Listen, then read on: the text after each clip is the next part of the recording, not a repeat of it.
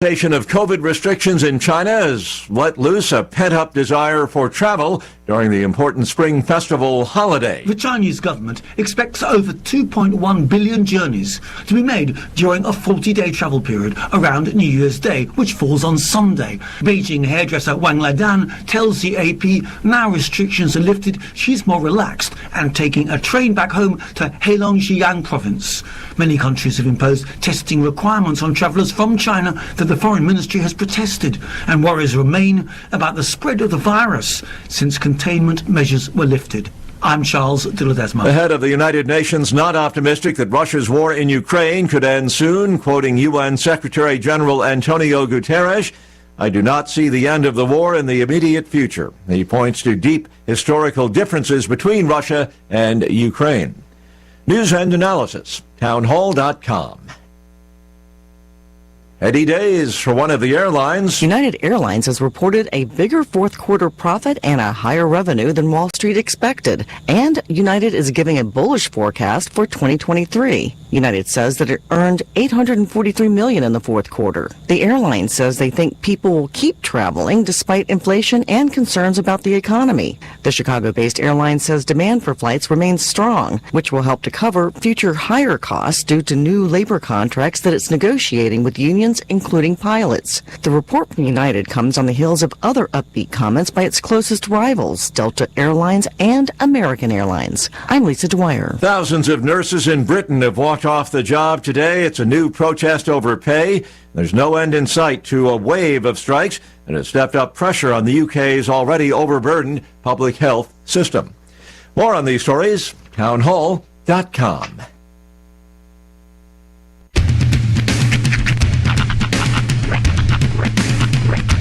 What in the wide, wide world of sports is going on here? I promise you, whatever scum did this, not one man in this force will rest for 1 minute until he's behind bars. Now let's grab a bite to eat. Yeah, come on. I feel the hot wind on my shoulder and the touch of a world that is older. I hit the switch and check the number. I leave it on and then I slumber.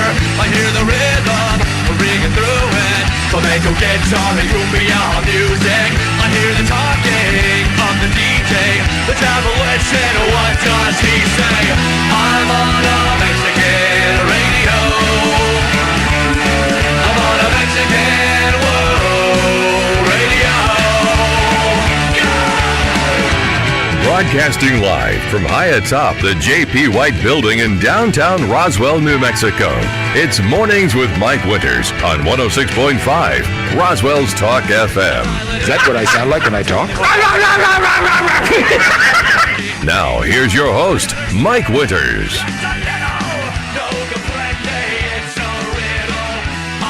Oh, I forgot to hit those buttons. That's why. Good morning, one and all. Welcome to Mornings with Mike Winters. I am he. That would be me, Mike Winters. Happy middle of the week, everybody. Happy Wednesday. Are you? Turn up. Man, is it Monday? It's not. Sure, it's not Monday. It's the witness man. of the days. I think I'm having Monday too today. All of a sudden, Electric I can't boogaloo. figure out nothing. So, happy Wednesday. Sometimes we go board-tarded. It happens. Happy Wednesday, allegedly. Kind of, it's going to get windy today. Yep. It felt like rain yesterday, but I don't think I actually... You know what?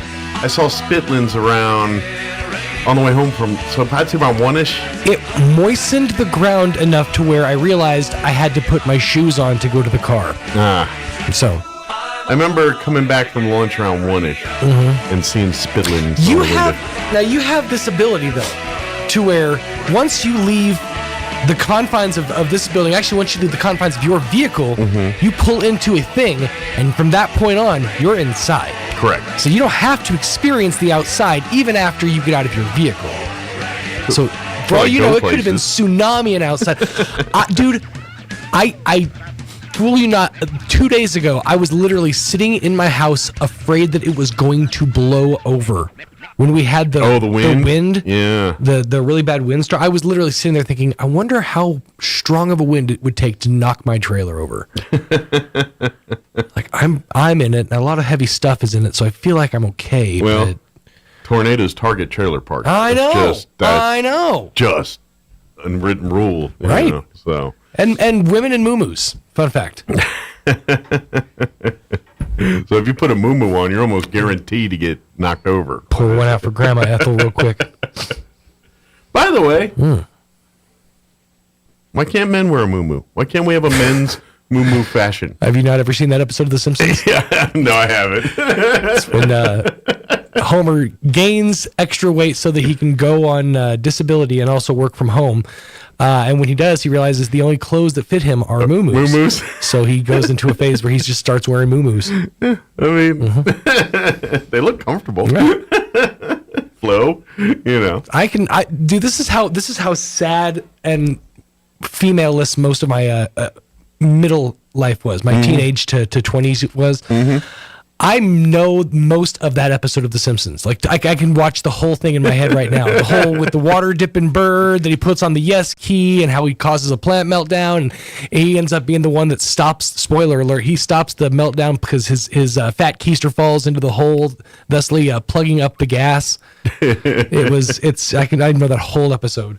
You said spoiler alert, and it reminded me of something. Yesterday, I caught a little bit of Clay and Buck. And the other day, I think it was Buck. He was talking about the movie Gladiator, and he had mentioned the outcome of Gladiator, and he didn't say spoiler. And like, literally, somebody wrote him an email, and that saying, he goes, "I was literally about to watch Gladiator for the first time when you spoiled it. It did say spoiler alert, and so it was like, all right, well, what's the rule on spoiler alert here? It's like usually a decade. Yeah, after a decade, is it kind of on you at that point?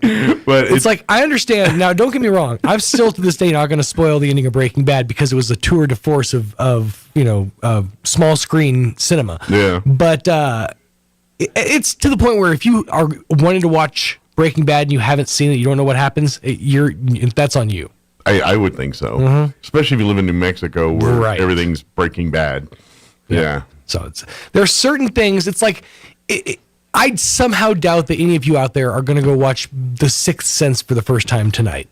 So it's like if I were to tell you that, Bruce Willis was dead the whole time. Spoiler! Without saying spoiler, I feel like that's okay. They put a man on the moon. But man, dude, you got to remember this for a quick second. When we found out about that's maybe the last time that Sixth Sense? The first time? Yeah, that was a good movie. That's maybe the last time that a movie has collectively, as a nation, we were like, no, like we came over, so we're like, oh, of course. And there's a comic that has a joke. He's like, we were more apt to believe that he was just in a loveless marriage than that he was dead. But they just never talked. He just came home and they just sat in the same room but never talked to each other. Here's the thing, too. Like, I'm a person that watches movies over and over. Like, I'll see a movie, and then if I'll watch it, I mean, not back to back, but, like, I see that movie in a couple years. Let's watch that movie again. Same. It's like crawling under a warm blanket for me. Yeah. Certain movies I've watched once and will never, ever, ever go back to. Sixth Sense is one of those. I think so, yeah. I'm like, why? Now that I know the whole point of the movie, there's no point in watching it. Yes, there is. Sixth Sense is one of those movies you have to watch twice. Well, I've done that. I've watched it to kind of like confirm with some. But, exactly. But I have never been scrolling through TV and be like, ooh, Sixth Sense is on. Right. I'm going to stop and watch it. But then again, what's an M. Night Shyamalan movie that you have been... Well, that's the other thing about him. Because M. Night Shyamalan is arguably... the most depressing director in all. I mean, or because he gave us Sixth Sense, which blew everybody away, and he followed with Unbreakable, which was not as good as Sixth Sense, but was good, pretty doggone good. Correct. And then after that, every single movie he's cashing in on Sixth Sense because Lady in the Water is a suck show. That Village is a suck show. No, almost The Happening is a suck show. That nonsense he put out with Will Smith a few years ago, that was a suck show. That was a severe suck show. So, Sixth Sense and Unbreakable are it. I've never seen Airbender or Windbender or whatever it's called. Avatar: The Last Airbender. I forgot he did that one too. Yeah. That's bad. That's a bad one to have on your record, homie. It's not about expelling gas out of your buttock, is it? It's not, actually, no. Okay. It's Because not. I hear Windbender or Artbender. It's that's actually what I about, think of. it's about ruining a franchise. Is what it's about, turns out. Yeah, but that's always been one of my, but there's certain movies I'm never going back to see again. The other movie, and this is just because it's too much, is The Passion of the Christ. I watched it in the theater. Yeah, that's the first time. Ooh, yeah. And I will not go see that again just because. It's a snuff film, it feels like. I mean, I know it's a lot to take in, man. It is real funny, though. It's a lot. One of my favorite images of all time is the image of a blood-covered Jesus going over script notes with Mel Gibson standing like right next to him. It's just really like they're in like catering. There's like there's like a table of like pretzels behind him, and there's blood-covered Jesus just going over the script. Well, makeup. Yeah. There's one more movie. I can't remember the name of it, but I can describe it, and you could probably. It came out, I don't know, 5-10 years after 9/11. Okay. It was Nicolas Cage was a firefighter trapped in the rubble at World Trade Center. Wasn't that just called 9/11? Maybe. Let me see. Because I don't think it was. I vaguely remember the movie that him and I saw it in the theater. Wow. And that's commitment. I remember just feeling like complete garbage after watching that movie. Just like that was depressing, it was. There's a lot of stuff. And I don't even remember a lot from the movie at this point, but I just know I did not have a pleasurable experience. I mean, it wasn't like a bad movie. It was just too soon. I don't know. It just wasn't.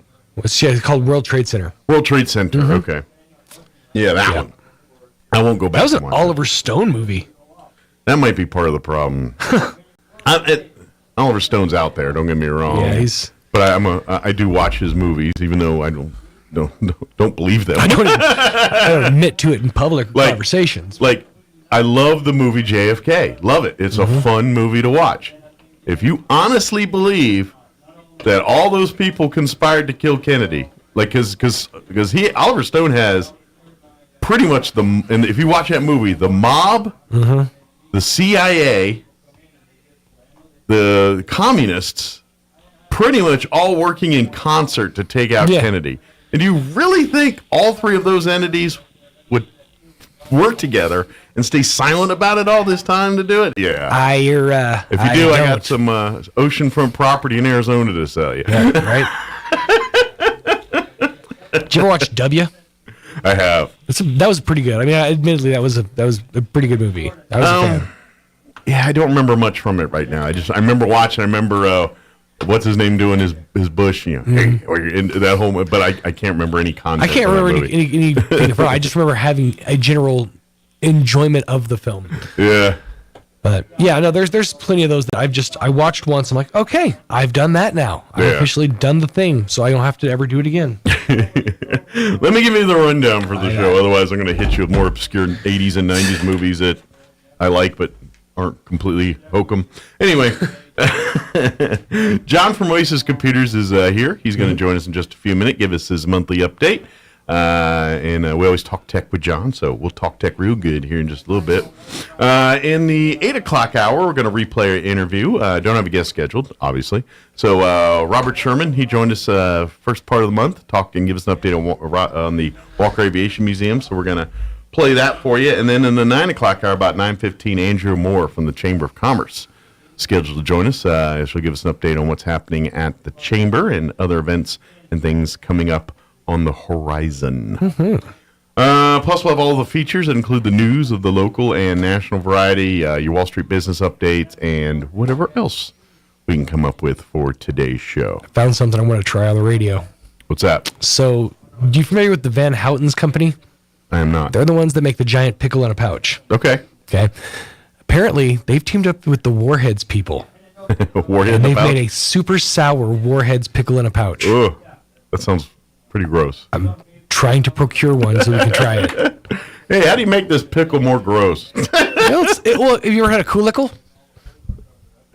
is that? That's a pickle soaked in Kool-Aid. Oh, no, I haven't. You can actually buy those at Walmart. Really? Yeah, they sell it on the shelves. I like pickles as pickles. Mm-hmm. I'm not one into pickle pops and pickle. See, I love pickle everything. When my wife told me that at school years ago that they sold like frozen pickle juice for like quartered, I was like, people are buying this? Mm-hmm. Y'all's school's different than mine. We never did one of the best things is the pickle juice snow cones. You can get those from most of the ice cream. I like pickles, but none of that sounds appealing. All of that sounds just gross. And that's understandable. It's not up your alley. No, it's not. I am a pickle aficionado. Frozen treats should be sweet. The way God intended. Most of the time. Yeah. Most of the time. Everything else, that's the work of the devil. That frozen pickleness. Anyways, I'm gonna get one so we can try it out. Because I can hear your enthusiasm. It just sounds the. All right, it is 7:18. Let's get you up to date on the weather.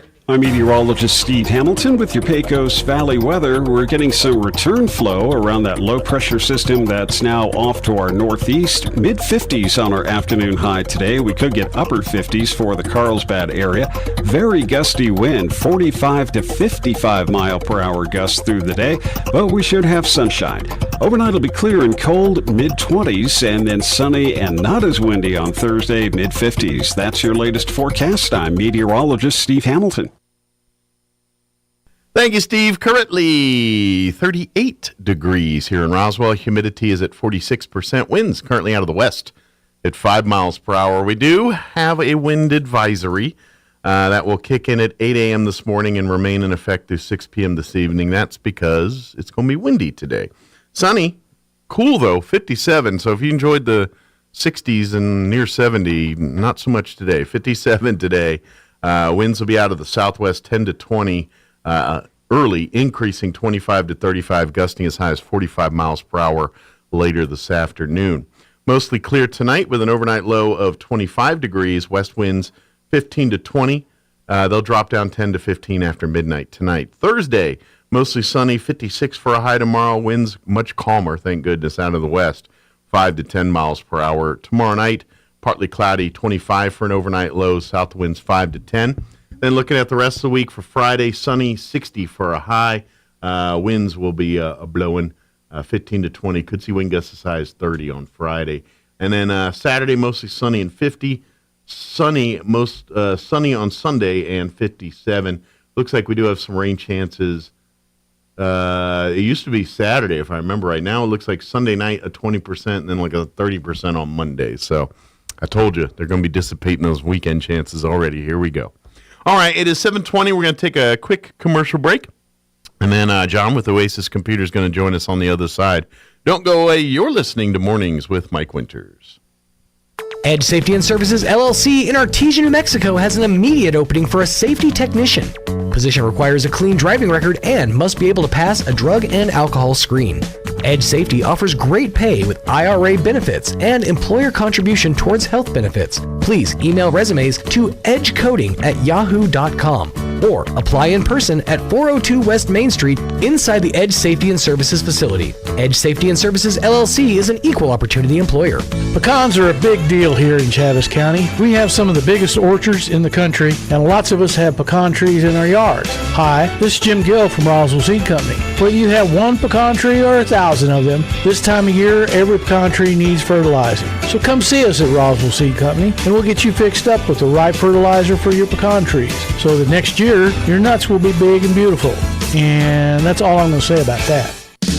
Jennifer here from Trustmark Roofing, and I know you've heard me say that you can trust Trustmark, but I want you to know what that looks like in real life. A few years ago, we installed a beautiful new roof for an older woman who was recently widowed. She was an artist and colors were really important to her. So when she said she didn't like the color of a brand new roof, we took that seriously. She had picked the color and signed off on it, but I just kept thinking, if she's going to walk into her house every day and be disappointed, then we're just going to redo it.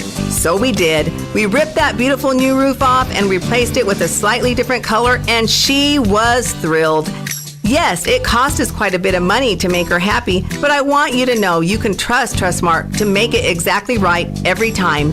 If you have any roofing needs, call us at 575-755-ROOF or find us online at trustmarkroofpros.com. Trustmark Roofing, we put people first. Have you ever met a single person in your life that enjoys paying taxes? No one does. If you can't sleep at night because you have a huge problem with the IRS, I've got some free advice for you. This service is strictly limited to individuals that owe the IRS $10,000 or more in back taxes. And if you qualify, we can guarantee that you won't be writing a big fat check to the IRS, or our services cost you nothing. The first 100 people that call today will get a free tax consultation worth $500. Stop worrying about your IRS problem. We can help you, we promise. Call the tax doctor right now. I mean right now, to learn more. 800-817-2871. 800-817-2871. 800-817-2871. That's 800-817-2871. It's possible to turn peanut butter into diamonds. Peter Pan tried it with his buddy Skippy, but they couldn't do it in a jiff. Here's Mike Winters. Might be easier just to buy a diamond, by the way, and rather than, I don't even know how much peanut butter would take. But anyway, good morning. It is 24 minutes after 7 o'clock, and joining us in studio this morning from Oasis Computers, John back with us, first time in 2023. Morning, John. Good morning. How are you doing today? Good. Of course, if you've missed our previous conversations over the years with John joins us once a month, and we talk technology, just things he's seeing that's coming through his computer shop from time to time, things going on in the technology world. Obviously, over the last year or two, a couple of years here with COVID, a lot of supply and demand talk, and a lot of bringing back old technology or keeping things alive a little longer than maybe you initially intended it to do. And so, but are you at a point where you're starting to see, new computers, new stuff? Is that more regular now, or is it still a little supply and demand tricky for you? Depends on what you're exactly asking. Yes, the newer stuff is coming out again. Okay. We get the 12th generation available now. Mm-hmm. We sort of, I guess, skipped the 11th. There is some out there, and there's still a few out there, but that was where we had all the problems. Okay. And 12th coming out. I think they're working on 13th gen, or it's just about out. Talk about Intel. Stuff is a little bit back more to normal. Mm-hmm. Also, something changed towards the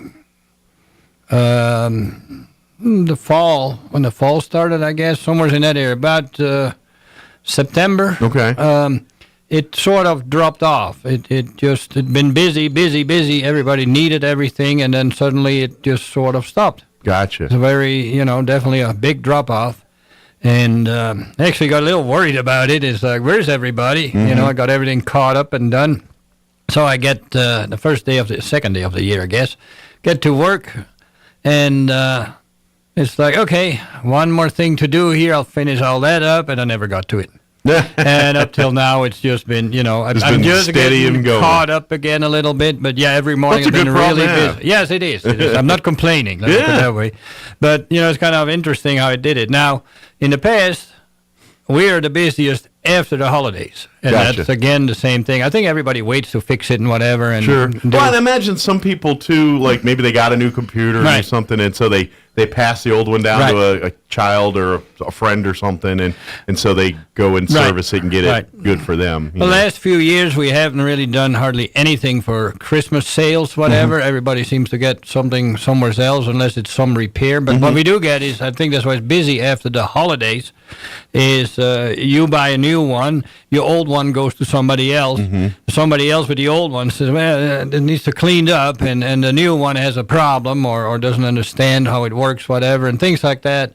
And then I think on top of that, it's like, as you're in the holidays, it's like, well, we'll do it after Christmas. Right. Well, then you got from Christmas to New Year, and it's like, oh, let's ease out the year, and then when the new year comes, there's new resolutions and things, and it's suddenly like, okay, I want to get this fixed. And everybody comes in at the same time, of course. But it's normal. Sure. But, Well, it's like the restaurant business. People come in when it's dinner time. Right. You know, that's just how it works sometimes. You know, I'm curious because I've seen some stuff, and this is kind of back in the supply stuff, and I was seeing some like stuff on the news. I don't know if it was last week or a couple weeks ago, but you know, with the COVID and the spikes, and I'm hearing like what's going on in China with the lockdowns and everything. That's actually.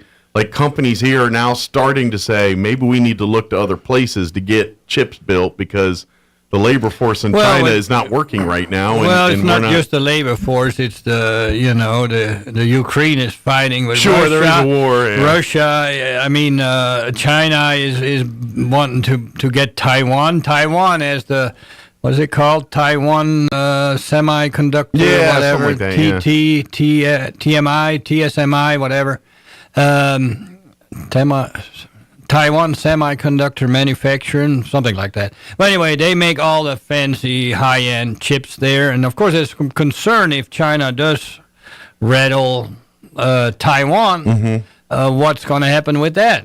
So we don't know. And then with the supply chain, it was pretty obvious what many people have said. Is that just in demand building going to work? What if something blocks it for a little bit? You won't have it.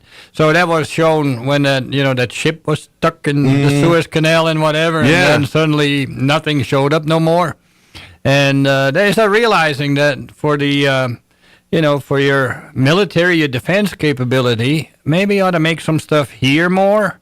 For your economy, whatever, Sure. And it costs more. The workers here want more, but it's better to have it and share a little bit with the cost with the workers than cheaper. That always seems to get us in trouble. Sure. Well, and I mean, you control a lot more variables when you do more of it in-house, so to speak, if using that terminology. Much more control over, the product, what you do with it, and, how it's made and how it's distributed. And right, another issue is there keeps stories going on about that China or whoever puts stuff in the chips that spies on us that we can't find. And it seems to be really hard to find out if that's really happening, and they have had evidence, but then the evidence said, no, that's not true. Yeah. But you get the idea. If somebody else makes it, you can put something in there you won't want in there. Absolutely. So,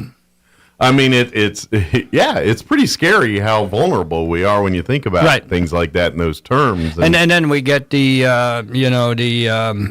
products that are not the real products, the knockoffs. The knockoff versions. Yeah, they make knockoffs of purses and shoes and whatever. They do it of, especially hardware for the network, for the internet, whatever.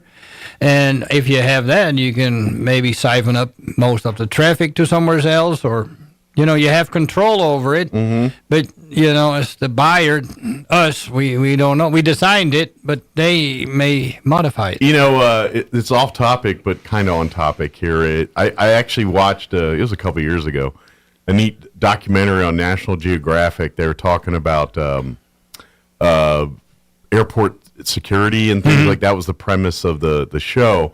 But there was a whole story on these knockoff products, like when they ship in from China, and they have these warehouses full of these fake Gucci purses and how they're, a lot of that still slips through, but they actually have units and divisions there at a lot of these, especially international ports, where they're bringing it, whether it's by sea or by air, going in and trying to find this kind of cargo and get it from being distributed into the United States, but so much gets through. But it's kind of interesting to see that side of things, to see, for every legitimate product that comes from another country that's here, an Apple or whatever it is, there's 10 times of the fake Gucci or the fake Apple that they're trying to slip through on boats and other ways as well, too. And it's kind of an interesting just watching the fight to kind of eliminate that kind of stuff. So,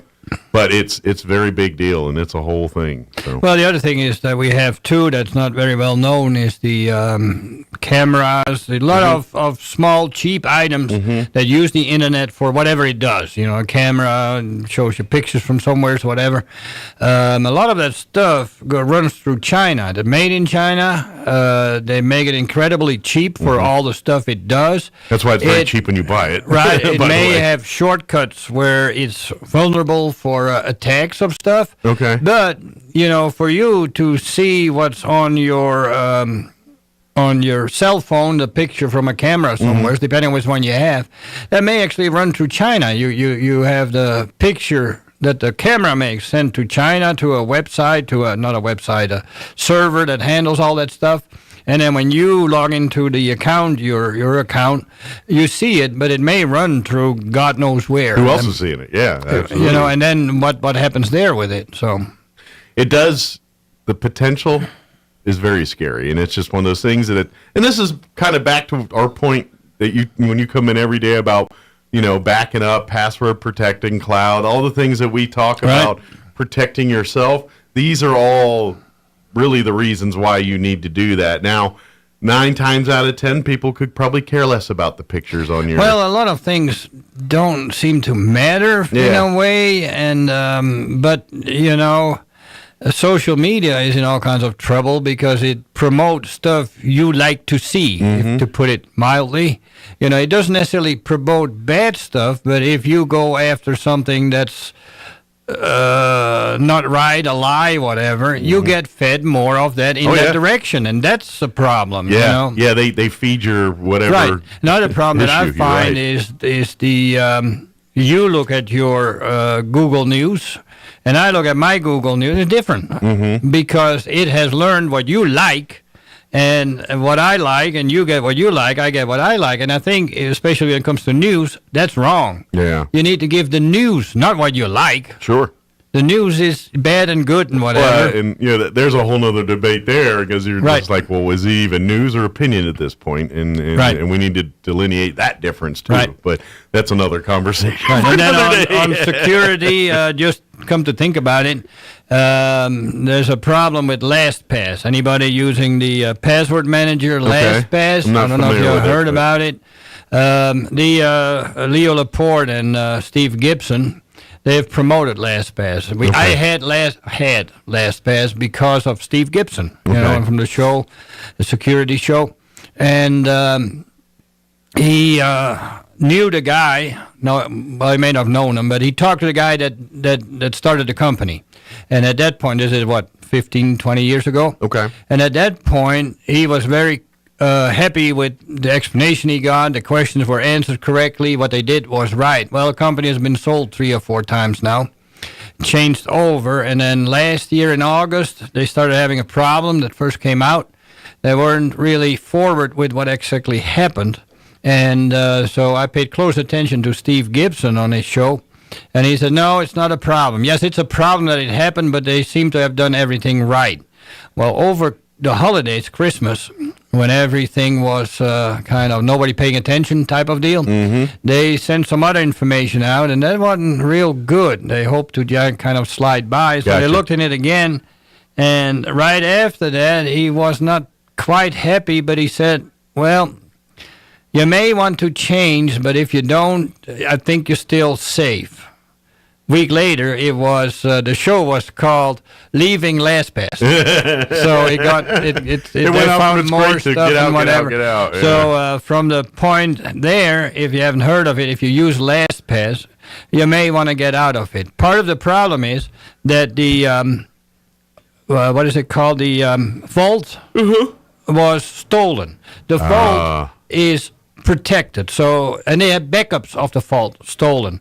So basically, you bring the vault home. Now you need to get into it, and depending on how long you've had it, and if you got changed and upgraded, there were more security stuff was added to it, make it harder to crack it, basically. Okay. But not everybody went automatically up with that. Okay. So some people have so lousy security in that vault can be cracked in like a minute. Gotcha. Now, what happens then, so you get off of LastPass and go do something else. By the way, Bitwarden, that they highly recommend, was mentioned to go to. Steve went to Bitwarden and I moved over. It's real easy to do, actually.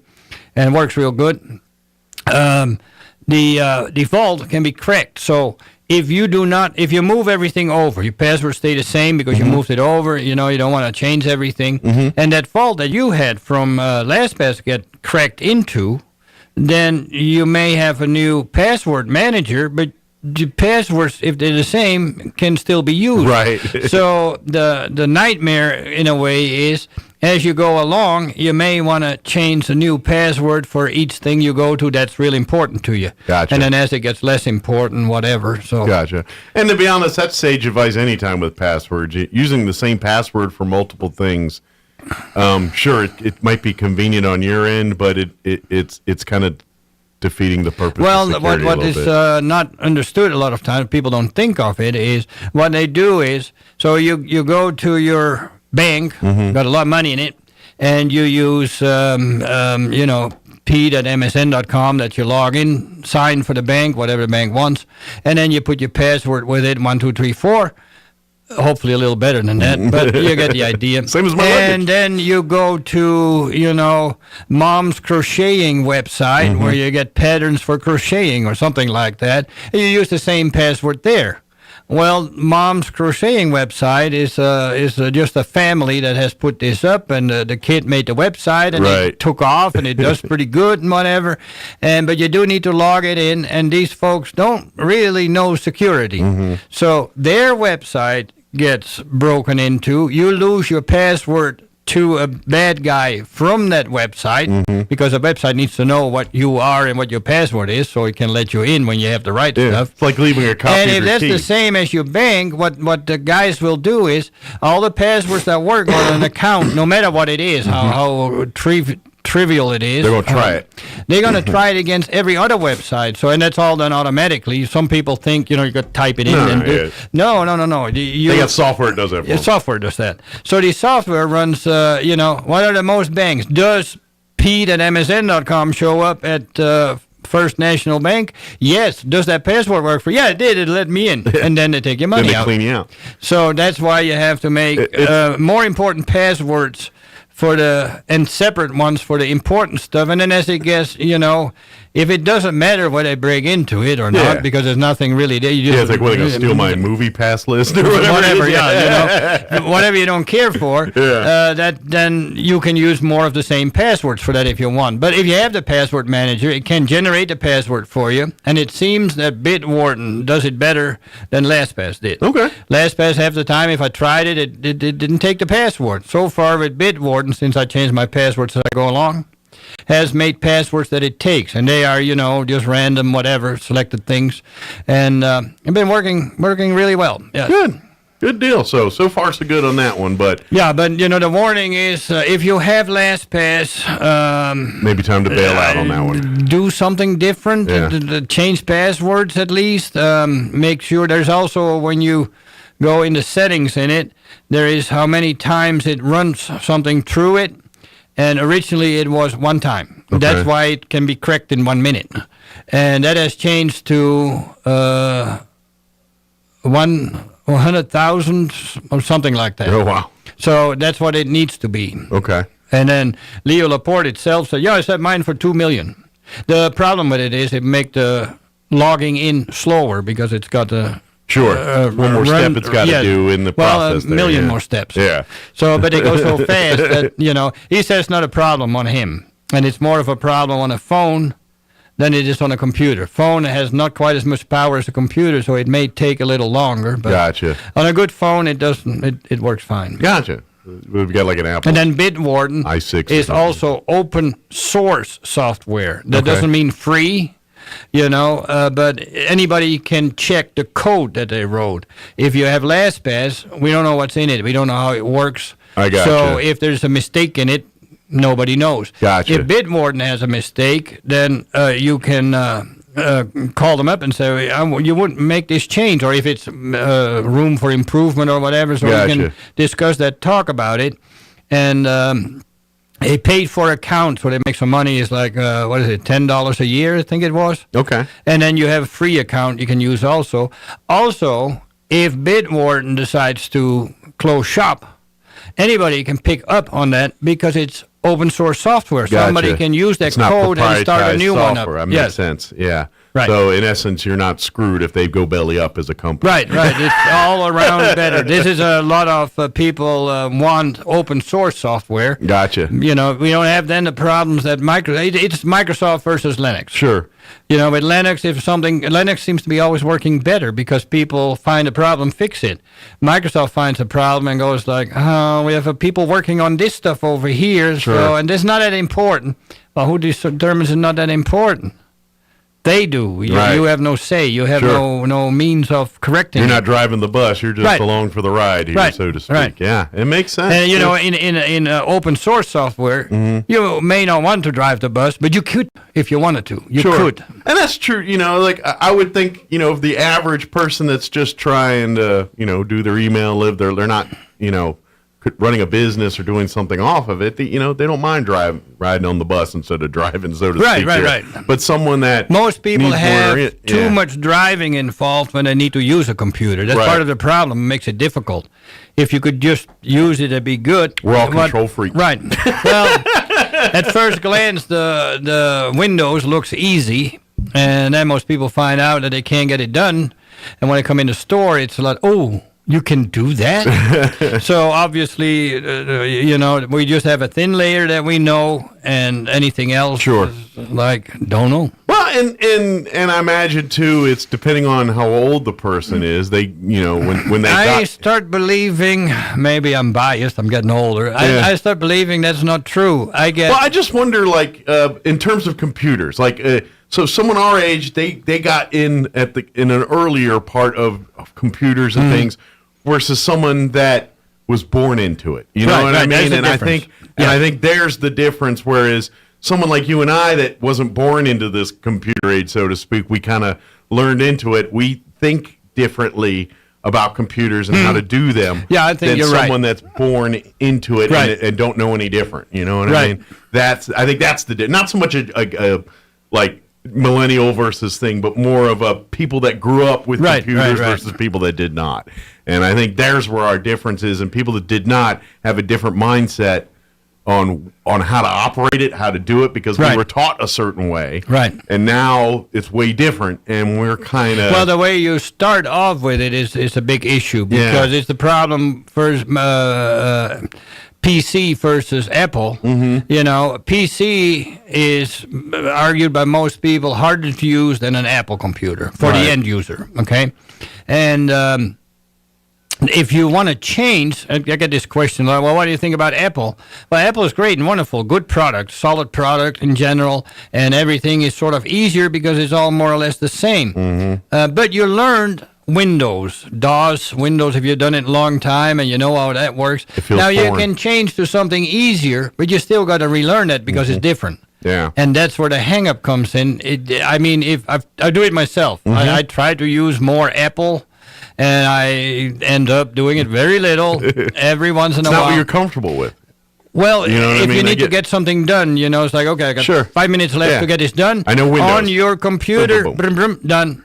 On the Macintosh, if you're not familiar with it, on the Apple, you go to the Apple and you go, where do I do this now?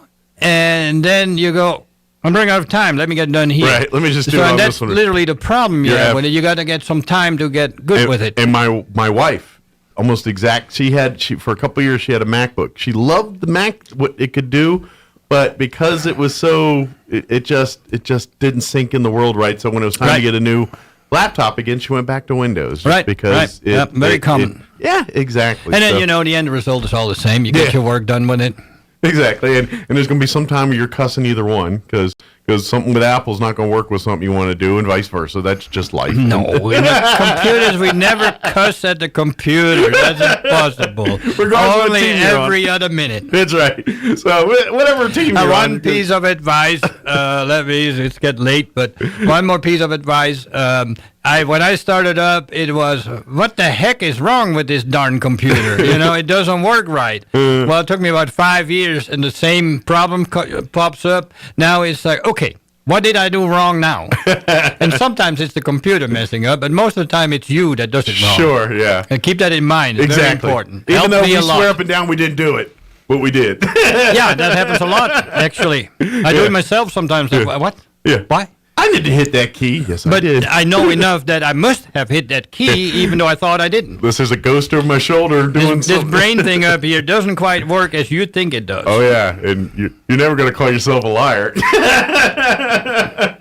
I've learned to kind of do that. You say I lie too, but not on purpose. Yeah, right. Not on purpose. I didn't mean to lie to myself. That's right.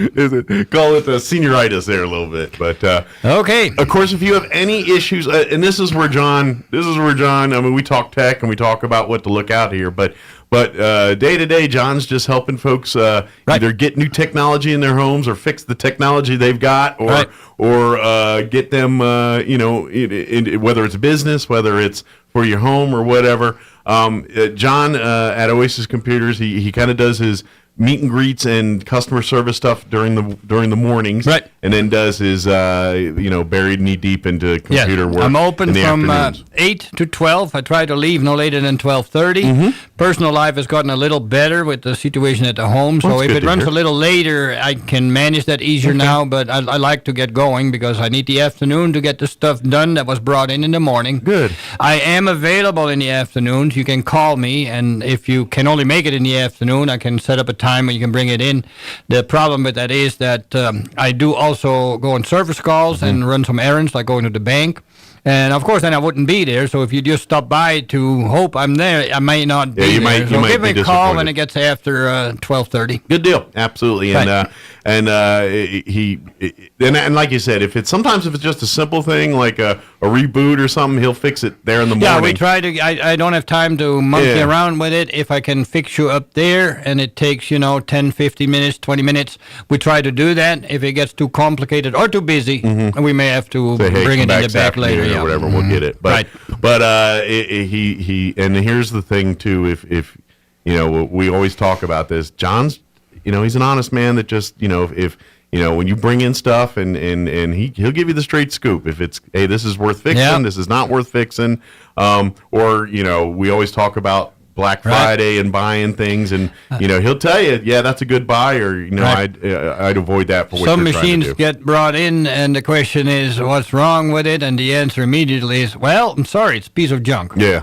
And I don't, if it is, I'll let you know. Now, not that some pieces of junk are not usable, Sure. depending on what you do with it. Sure. Now, if you Keep come that in with a mind, piece too. of junk and want to manage a business with it, he's probably going to tell you that Right. ain't going to work. But Your if you just machine want is to play too solitaire, old and you want to keep it running, Yeah. a lot of times it's like, you should buy another one Yeah, because you're now, going to if run you- into trouble. you want to check email and play solitaire on it, then we can get it going. Yeah. No problem. Get the 20-year-old machine and play solitaire all you want. As long as it works, it's fine. That's right. And if it's not on the internet, if it's not needed, it's different too. Yep. You can use older stuff without any problem. But when you get on the internet, some stuff won't work on old stuff. Just won't do it. It is. It's just. It's Right. like trying to. Well, it's like trying to use an old plug in a more modern wall socket. Sometimes they don't fit. Sometimes they don't. You know Yep. what I mean? Something or, like that. Or European model in America, or vice Right, versa. It don't work that way. It just. Put the carburetor on the new car you just bought. Yeah, there you go. Exactly. I wonder if there's kids today going, carburetor, what's that thing? But anyway, give out your phone number if anybody has any questions. They can right. call this number. 575-625-9141. Very good. Call that number. Leave a voicemail if you don't. Yep. If get I John. don't answer, leave a message. If you leave a message, I'll definitely try to call back. Yep. If you don't, I may not call back. Sometimes I do, depending who calls, whatever. Depends And on if how I miss whimsical the he's call while while I'm busy and I can't answer the call, in general, when I get done with what I'm doing, I call right back. Good deal. So definitely, Yes. Please, and if you got questions, John's very good at answering and helping people get what they need there. So Do our best. Well, thank you, sir. We'll Thank let you. get to it. Like I said, I'm sure you got a few people already at the shop waiting for you. I think I got one coming in right at 8 o'clock. All right. Well, So we'll I let you better get get to going. it. Yeah, we don't want to make your customers mad. So let's have an awesome day. We'll see you Thank here you. next month. And everybody else, too. Have a good day. Excellent. Don't blow away. I heard it's going to be windy. Could put a couple rocks or boulders in your pocket to keep you weighed down there. I was walking on Sunday. There was a couple with a little bitty dog that whipped up. And I swear, the dog blew up in the air. I imagine. Yes, it was on the leash, and it came off this far off the ground, It like a caught foot wind. off the ground. That's It's amazing. Thanks, John. We'll see you next time. Yep. And I just want to, hey, if you walk down the street, see a dog flying, you know what happened there. All right, 7:52. We're going to pause for local news, Kim Commando update, and a quick commercial break as well. Don't forget your Chaves County sports update in there, too. We'll be back. Don't go away. Now your Pecos Valley News Update. I'm Jared Cirillo. Our top story today. Eddy County Assessor Rhonda Hatch is confirming that her office sent out more than 1,100 business personal property tax forms this month. That represents about 325 new businesses over the previous year. And because of that, Hatch says she expects to see an increase in tax revenues for the year. If so, it would be the third year in a row for increased business personal property taxes. Additionally, Hatch said more than 4,100 postcards seeking mobile home information were mailed out this month. That would also be an increase. State Senate Finance Chair George Munoz filing for more than $51 million over the next 4 years in state funding for the Roswell Air Center. The funding, a portion of the total $309 million in airport improvement projects. The filing also includes funding for smaller airports in Carlsbad, Lovington, and Artesia. You're up to date. I'm Jared Cirillo reporting. I'm meteorologist Steve Hamilton with your Pecos Valley weather. We're getting some return flow around that low-pressure system that's now off to our northeast. Mid-50s on our afternoon high today. We could get upper 50s for the Carlsbad area. Very gusty wind, 45 to 55 mile per hour gusts through the day, but we should have sunshine.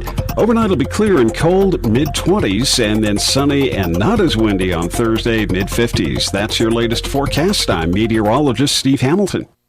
I'm tired of being horrified and saddened by careless parents who allow their young children unfettered access to social media and then blame everyone but themselves when the child comes to harm. Here's the latest one. I'm Kim Commando, brought to you by SimpliSafe. Get a free indoor security camera plus 20% off with interactive monitoring at simplysafekim.com. This story will make you both angry and sad.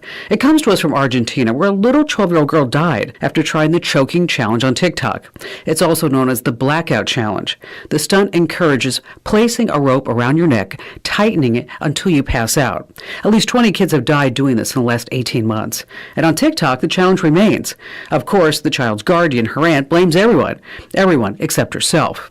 Giving young children TikTok is negligence, and child negligence is child abuse. Pure and simple. When will we ever prosecute? Enter to win a $500 Amazon gift card right now at commando.com/win. Commando.com/win. If you don't know your numbers, you don't know your business. That's true when your business is growing fast, and even more true when there's a lot of uncertainty. Inflation is running rampant, supply chains are clogged, and the labor market is tight. What does that mean for margins? But not every business is in the dark. Over 33,000 businesses know their numbers because they use NetSuite by Oracle, the #1 cloud financial system. Get visibility and control of your financials, planning, budgeting, and inventory so you can manage risk, get reliable forecasts, and improve margins all in one place. This year, profit is the new growth. NetSuite helps identify rising costs, automate manual business processes, and see where to save money. Know your numbers, know your business. Get to know how NetSuite can be the source of truth for your company. Right now, NetSuite is offering a one-of-a-kind flexible financing program. Head to netsuite.com/Kim right now. That's netsuite.com/Kim, netsuite.com/Kim. Hey, New Mexico. Experiencing issues keeping your office technology up to date with these crazy supply chain issues? Well, DSI is here to help. We've diversified our products and solutions to help your business not just survive, but thrive in any situation. Have your teams collaborate and share with high-def video walls and interactive smart panels. With free unlimited support, the fear of any new technology is a thing of the past. Contact DSI today to upgrade your workspace. www.dsinm.com. It's time for the Chaves County Sports Report. Tough night on the basketball court for both Roswell and Goddard High. Both the boys and girls teams for each school lost last night. Roswell had a tough task playing at Artesia in a boys-girls doubleheader. Started with a 46-27 victory by the Artesia girls over the Lady Coyotes, who will next be in action Saturday Saturday against Portales at 4:30. Then the Roswell boys fell by 6 points to Artesia, 69-63. The Roswell boys' next game will be its district opener Tuesday night against Hobbs at 7 o'clock. That's at Hobbs, by the way. Meanwhile, the Goddard boys fall at home to Clovis 54-50, and the Goddard girls play at Clovis and lose to the Wildcats 56-29. Clovis is now 15-3. Goddard 12-7. The Sports Report brought to you by DSI. Call DSI for all your office technology needs. I'm Eric Butler at Roswell's Talk FM 106.5. With the Wall Street Business Report, I'm Bill Alexander. American households are cutting back on spending, but are doing so from very high levels. A New York Federal Reserve report showed on Tuesday. The regional Fed Bank said the median increase in household spending last month tipped down to 7.7% from a record high of 9% in August. Microsoft plans to cut thousands of jobs, with some roles expected to be eliminated in human resources and engineering divisions. That's according to media reports on Tuesday. The expected layoffs would be the latest in the U.S. technology sector, where companies including Amazon and Meta Platforms have announced changes in response to slowing demand. A Silicon Valley judge began questioning potential jurors Tuesday to hear allegations that Elon Musk cheated Tesla investors by claiming in a 2019 tweet that he had lined up financing to take the electric automaker private. For the Wall Street Business Report, I'm Bill Alexander in Washington. Here to help you breathe easy. That's what you can expect from Artesia General Hospital's cardiopulmonary and respiratory therapy team, both literally and figuratively. From innovative treatments for lung cancer and COVID-19 to management for everyday breathing problems like asthma and bronchitis, our care for acute and chronic conditions is unmatched in southeast New Mexico, and the compassion of our caregivers offers peace of mind with each visit. Get the help you need for chronic respiratory conditions. Call 575-748-3333 or visit artesiageneral.com/respiratory. So you think drinking alcohol can't hurt you? It'll mess you up big time. Say adios to large chunks of your brain. Major damage is already being done. Other parts of your body are getting wrecked too. Forget about sports, forget about school, forget about doing much of anything. Underage drinking freaks out your body, messes up your life. Sponsored by the NMDOT. If you suffer from pogonophobia, you would not want to attend a party with the following people: Kenny Rogers, Santa Claus, Willie Nelson, the cast of Duck Dynasty, and 2/3 of ZZ Top. Here's Mike Winters. News this hour from townhall.com. I'm Rich Thomason. Americans have done it again. They've hit the brakes on spending. Retail sales tumbled last month. It's the second consecutive month they've done so, underscoring how inflation and the rising cost of using credit cards slowed consumer activity over the crucial holiday shopping season. The Commerce Department says retail sales fell 1.1% in December, following a revised 1% drop in November. In October, retail sales ticked up 1.3%, helped by early holiday shopping. Correspondent Jeremy House. Inflation continues to rage, although at a somewhat slower pace. On the wholesale level, prices rose 6.2% last month, year over year. Microsoft trimming its payroll, cutting some 10,000 jobs. A Republican congressman puts the Biden administration on notice, saying it had better comply with congressional requests for information. Representative Jim Jordan of Ohio, who now serves as the chairman of the House Judiciary Committee, has made it clear that he intends to hold the Biden administration accountable. Last Friday, he lost an investigation into President Biden's handling of classified documents, and now on Tuesday, he sent out 7 letters to various members of the administration regarding their previous habits of ignoring requests for communications and documents. These letters renew those requests. Now that Republicans are, in fact, in the majority, they have the power of subpoena. Bernie Bennett, Washington. Protecting children, Texas Governor Greg Abbott says it's one of his top priorities. Abbott was sworn in for a new term 8 months after a gunman with an AR-15 style rifle killed 19 children and 2 teachers at Robb Elementary School in Uvalde. Parents must know that their children are going to be safe when they drop them off at school every single morning. Abbott did mention the shooting itself during his inaugural address. That's correspondent Ed Donahue. On Wall Street, stocks are higher. The Dow is up 45 points. The Nasdaq ahead 112 points. More on these stories at townhall.com. Wesley Financial Group is not a law firm. This story is called The Ugly Truth About Timeshare. If you think you've done your family a favor by buying a timeshare, you need my help. Hello, I'm Chuck McDowell, CEO and founder of Wesley Financial Group. 10 years ago, I started helping folks cancel their timeshare, and in the process started what's now called the timeshare cancellation industry. Timeshare is the only thing that you can buy that you can't tell me how much it's going to cost or when it's going to end. When you buy a timeshare, you give them a blank check to fill out any amount they want for annual maintenance and assessment fees. The crazy thing is, this never ends. Even when you die, your family's now going to be stuck with this burden. Stop the insanity today. Call my office now. If we take you as a client, I guarantee we'll cancel your timeshare or you'll pay nothing. Call for your free information kit. 800-626-5252. That's 800-626-5252. 800-626-5252.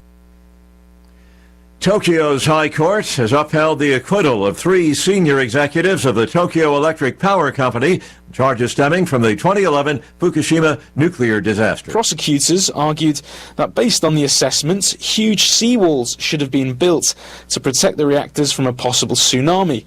Judges in Tokyo, though, backed the opinion of a lower court in finding the reports not to be credible. The former executives have been defending themselves from charges of professional negligence since 2016, when a panel of randomly chosen citizens indicted them. The BBC's Nick Marsh. Thousands of nurses in Britain have walked out today in a new protest over pay. No end in sight to a wave of strikes that has piled pressure on the UK's overburdened public health system. 2 12-hour strikes today and tomorrow, affecting about a quarter of hospitals and clinics in England. News and analysis, townhall.com. One Montana state lawmaker takes a stand for life. The Montana legislature is considering the proposal by Senator Keith Regier. He argued during a committee hearing Tuesday that the phrase individual privacy in the state constitution should also refer to unborn babies that are individuals who have rights that should not be infringed upon. State efforts to regulate abortion became more urgent after the U.S. Supreme Court ruled in June in the Dobbs versus Jackson case to leave abortion up to the states. Keith Peters reporting. A helicopter crash in a Kiev suburb earlier today killed 18 people, including the Ukrainian Interior Minister and several children. That helicopter went down near a daycare center. There has been no word yet on the cause of the crash, whether it was an accident or perhaps a result of Russian aggression. So again, on Wall Street this hour, the S&P is up 18 points. More on these stories, townhall.com.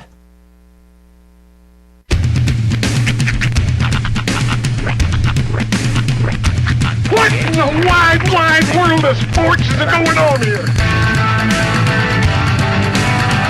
I promise you, whatever scum did this, not one man in this force will rest for 1 minute until he's behind bars. Now let's grab a bite to eat. Yeah, come on. I feel the hot wind on my shoulder and the touch of a world that is older. I hit the switch and check the number. I leave it on and then I slumber. I hear the rhythm ringing through it. Flamenco guitar and cumbia music. I hear the talking of the DJ. The devil listen, what does he say? I'm on a Mexican radio. I'm on a Mexican radio. Broadcasting live from high atop the J.P. White Building in downtown Roswell, New Mexico. It's Mornings with Mike Winters on 106.5 Roswell's Talk FM. Is that what I sound like when I talk? Now, here's your host, Mike Winters. And good morning. It is 6 minutes after 8 o'clock. Welcome to hour number 2. The Deuce. Of Mornings with Mike Winters, right here on 106.5 Roswell's Talk FM. Happy Wednesday. Yeah. Welcome. Welcome to it. Welcome to it. I got to call somebody to the carpet real quick. Okay. Unless you got the no. We know that our video producer, Young Roy, he is not a fan of food waste. Yes, this is we've established that on the show. Yeah. Roy, if we could borrow you for just a quick second, maybe come on in. Is this where the bone is? No bone. Oh no! I have no idea what's going on. I don't think it'll be bad because we got radio equipment here, so he's not gonna mess it up. But I don't know what he's got going on. I have no idea, Roy. Maybe he's got food for you. I'm gonna think it's food. He's gonna. Well, maybe it's a Tupperware. I think he's gonna have like the nicest sandwich in the world, and he's gonna throw it in the trash right in front of me. Oh, that would be kind of mean. All right. Oh yeah, let me turn on 5 here. Go ahead. So about a month ago, I had a real odd hankering for some cottage cheese and some peaches. So I got some cottage cheese and I got a can of peaches. I like cottage cheese. I love it. Good stuff. Well, I had a serving or two. It sat in the fridge and sort of just, Oh no. You're not about to hit us with a stink, are you? Hold on. No. So I went ahead and I figured it was time. I went ahead and threw it away. Okay. Thought nothing of it. Thank you. About a week passes by, and I don't know. I think I was day before yesterday. I was here with the kids, and I was just randomly looking just to see if there was anything snacky in the kitchen that I could give them to stave off their constant complaints. And I see sitting in the freezer a container of cottage cheese. So my question to you, young Roy, is this: Did you resurrect it? Did you get this out of the trash can and put it in the freezer?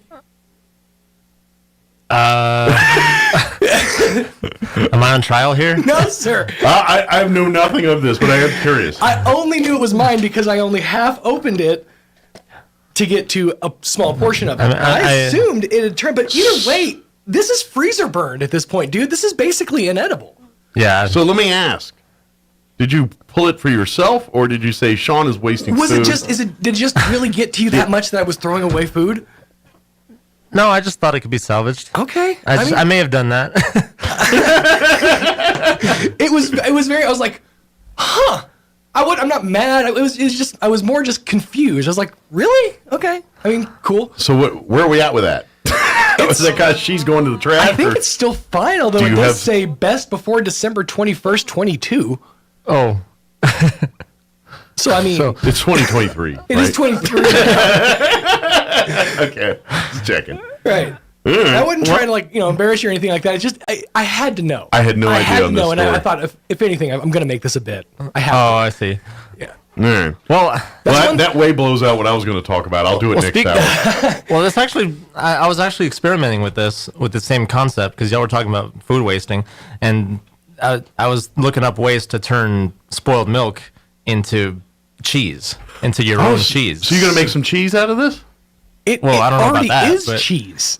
That's the thing. This is the curds from the cottage from the cheese. Like if you are making cheese, it comes out in curds, and that's basically what this is. Mm-hmm. So it's cheese. So when you boil the milk and stuff, and you take the curds, you can actually stir it and kind of knead it together back into like a sort of a mozzarella cheese. I've seen someone do that. You need rennet. You need rennet. So you're saying it's not with a little love TLC, you can make that cheese again. You could. I mean, in theory. Probably. Yeah. You can also make it cottage cheese too. Sure. And honestly, somebody had to think of the electric car. So I'm not saying that this is out of the realm of possibility, but because I've actually done that. I've taken a cheesecloth and I've wrapped it and made my own cheese. Are you serious about wanting to make some cheese out of this stuff or something like this? If not this one, doing something with it. Because if you are, I want you to do it. I want you to film it at home or whatever, and then give it because I want to see what happens. I'm legit curious. I want to watch in essence, our ghetto TikTok video of you making cheese out of that or something like that. Yeah, maybe post it on my YouTube channel. I would like to. For my own personal life, I'd like to watch this. And I'm There's sure already others YouTube videos of people making cheese. I want to watch you make cheese. I don't want to watch other people make cheese. I want to watch Roy with my own make cheese with my own commentary. I want to see you make cheese in your kitchen. A la Rachel Ray style with the cameras and the whole deal. I want to see it because this could be amazing. This could be gold. It could be you could turn. We could. I mean, at worst, you got a pile of goo cheese and didn't have a laugh, right? Yeah. At best, you might have resurrected cottage cheese for many people. That's right. You could turn the industry on its ear. This is cottage cheese, man. Not a lot's happened in cottage cheese in 100 years. You could be the first person to bring some new to the table. I'm very Well, it's not new. It's I know, new to us. New to us, yeah. We round file it. We're waiting for revolution at this point.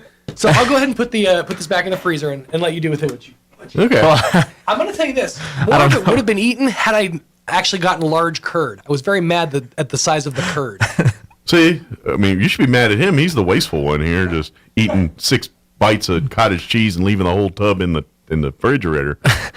No, I realize I'm the odd one out in like most situations. I get some of what you're doing. I get it. I get some of it. Some of it, I'm like, dude, I make enough money. I'm not going to try to salvage that. That is just not good. No, right. Yeah. Yeah. No, I just think it's interesting to try and like see what you can take out of. Yeah, I get that. Out of food and turn it into something else. Because a lot of food is fermented and aged. Yeah. And Do you like to do that with like not food? Like recycled art type? Like I think you as a guy that could like take an old beat up couch and be like, I'm gonna make it into art or a functional piece of something else. Well, that would be restoration. That would be just kind of the same thing, just more with food. Like I really like those videos on YouTube that you see like where people would take like an old broken down Game Boy or something, and then like clean it and restore it and put it in a hydrogen peroxide with UV lights, and it'll clean it. And there was a show on the History Channel, and they've actually got they've rebooted a more modern, a newer version. It was a show called American Restoration. That was really the show. They go around, find old gas pumps or whatever, and and restore them. Now they've got a show. It's kind of, I haven't watched it. I've just seen commercials for it, where it's like a hidden restoration, where like someone will, hey Bob, my grandpa's got this old radio in the basement. Can you make it good again? And so they'll do a surprise thing and that. But I've only seen the commercials for it.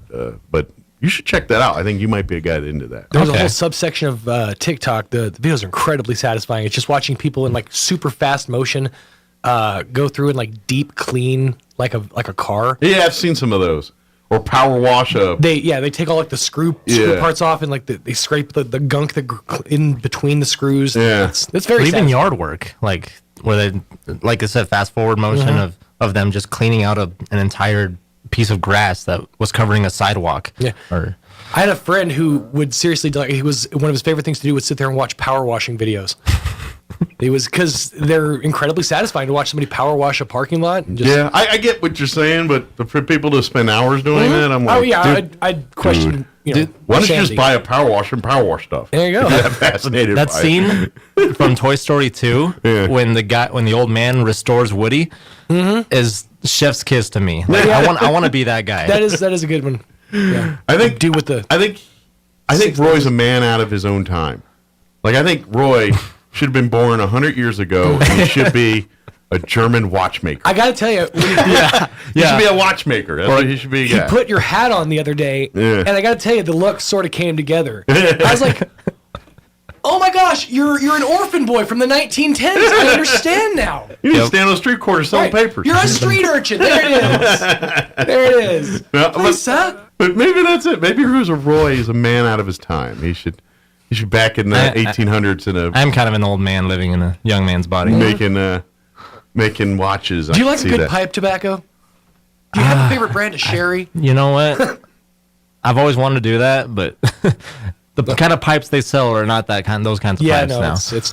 It doesn't work. You need to get the old Sherlock curled one and the kind of. I had a Popeye one that blew bubbles when I was a kid like that. Because I would do that if I had. I don't think they give you smoking implements as children's toys anymore, but that's when I was a kid they had that. Popeye blew a pipe. We probably need to get the interview going, so I probably should shut my hole in our collective holes. By the way, I want to talk about a show next hour before Andrea gets in or while she's here. It doesn't matter. It premiered last night, sitcom. It's a rehash from the past. Oh, yeah? And I watched the first couple episodes last night, so we will discuss. But before we do any of the stuff, and we're gonna get you our interview with Robert Sherman from the Walker Aviation Museum here in just a bit. Before we do that, though, let's get you up to date with the weather. I'm meteorologist Steve Hamilton with your Pecos Valley weather. We're getting some return flow around that low-pressure system that's now off to our northeast. Mid-50s on our afternoon high today. We could get upper 50s for the Carlsbad area. Very gusty wind, 45 to 55 mile per hour gusts through the day, but we should have sunshine. Overnight it'll be clear and cold, mid-20s, and then sunny and not as windy on Thursday, mid-50s. That's your latest forecast. I'm meteorologist Steve Hamilton. Thank you, Steve. Currently, did I refresh my weather? I don't think I did.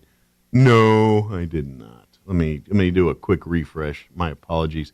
All right, currently 37 degrees here in Roswell. Humidity's at 46%. Winds currently out of the south at 8 miles per hour. We do have a wind advisory in effect through 6 p.m. this evening. For today, sunny and windy. 57 our high. Winds out of the west 10 to 20 this morning. Increasing 25 to 35, gusting as high as 45 miles per hour later today. Mostly clear tonight with an overnight low of 25 degrees and west winds 15 to 20. They'll drop down 10 to 15 after midnight tonight. Thursday, mostly sunny, 56 for a high. West winds 5 to 10. Thursday night, partly cloudy, 25 for an overnight low with south winds 5 to 10. Looking at the rest of the week, Friday, sunny and windy. Well, sort of windy. They're saying 60 and sunny. Southwest winds 15 to 20, gusting as high as 30. Like 15, 20, like that's not bad for us. That's breezy. But anyway, and then looking at the weekend, mostly sunny and 50 Saturday, sunny and 57 on Sunday. They are now saying our slight rain chances are Sunday night and into Monday. So we'll see. All right, it is 18 minutes after 8. Let's take about a 3-minute commercial break, and then we'll play our interview with Robert Sherman on the other side. Don't go away. You're listening to Mornings with Mike Winter. This is John. Hey, my name is John Jackson. He's not some actor. He's a steward of the land with a John Deere 3 Series tractor. John runs with us. Nothing runs like a Deere.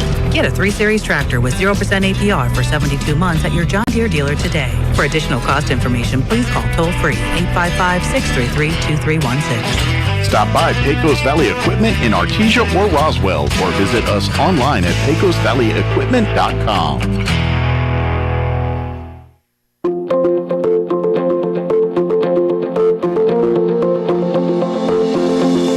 We teach our kids to say please and thank you to total strangers, but we get so familiar in our marriages and families, we stop being polite to each other.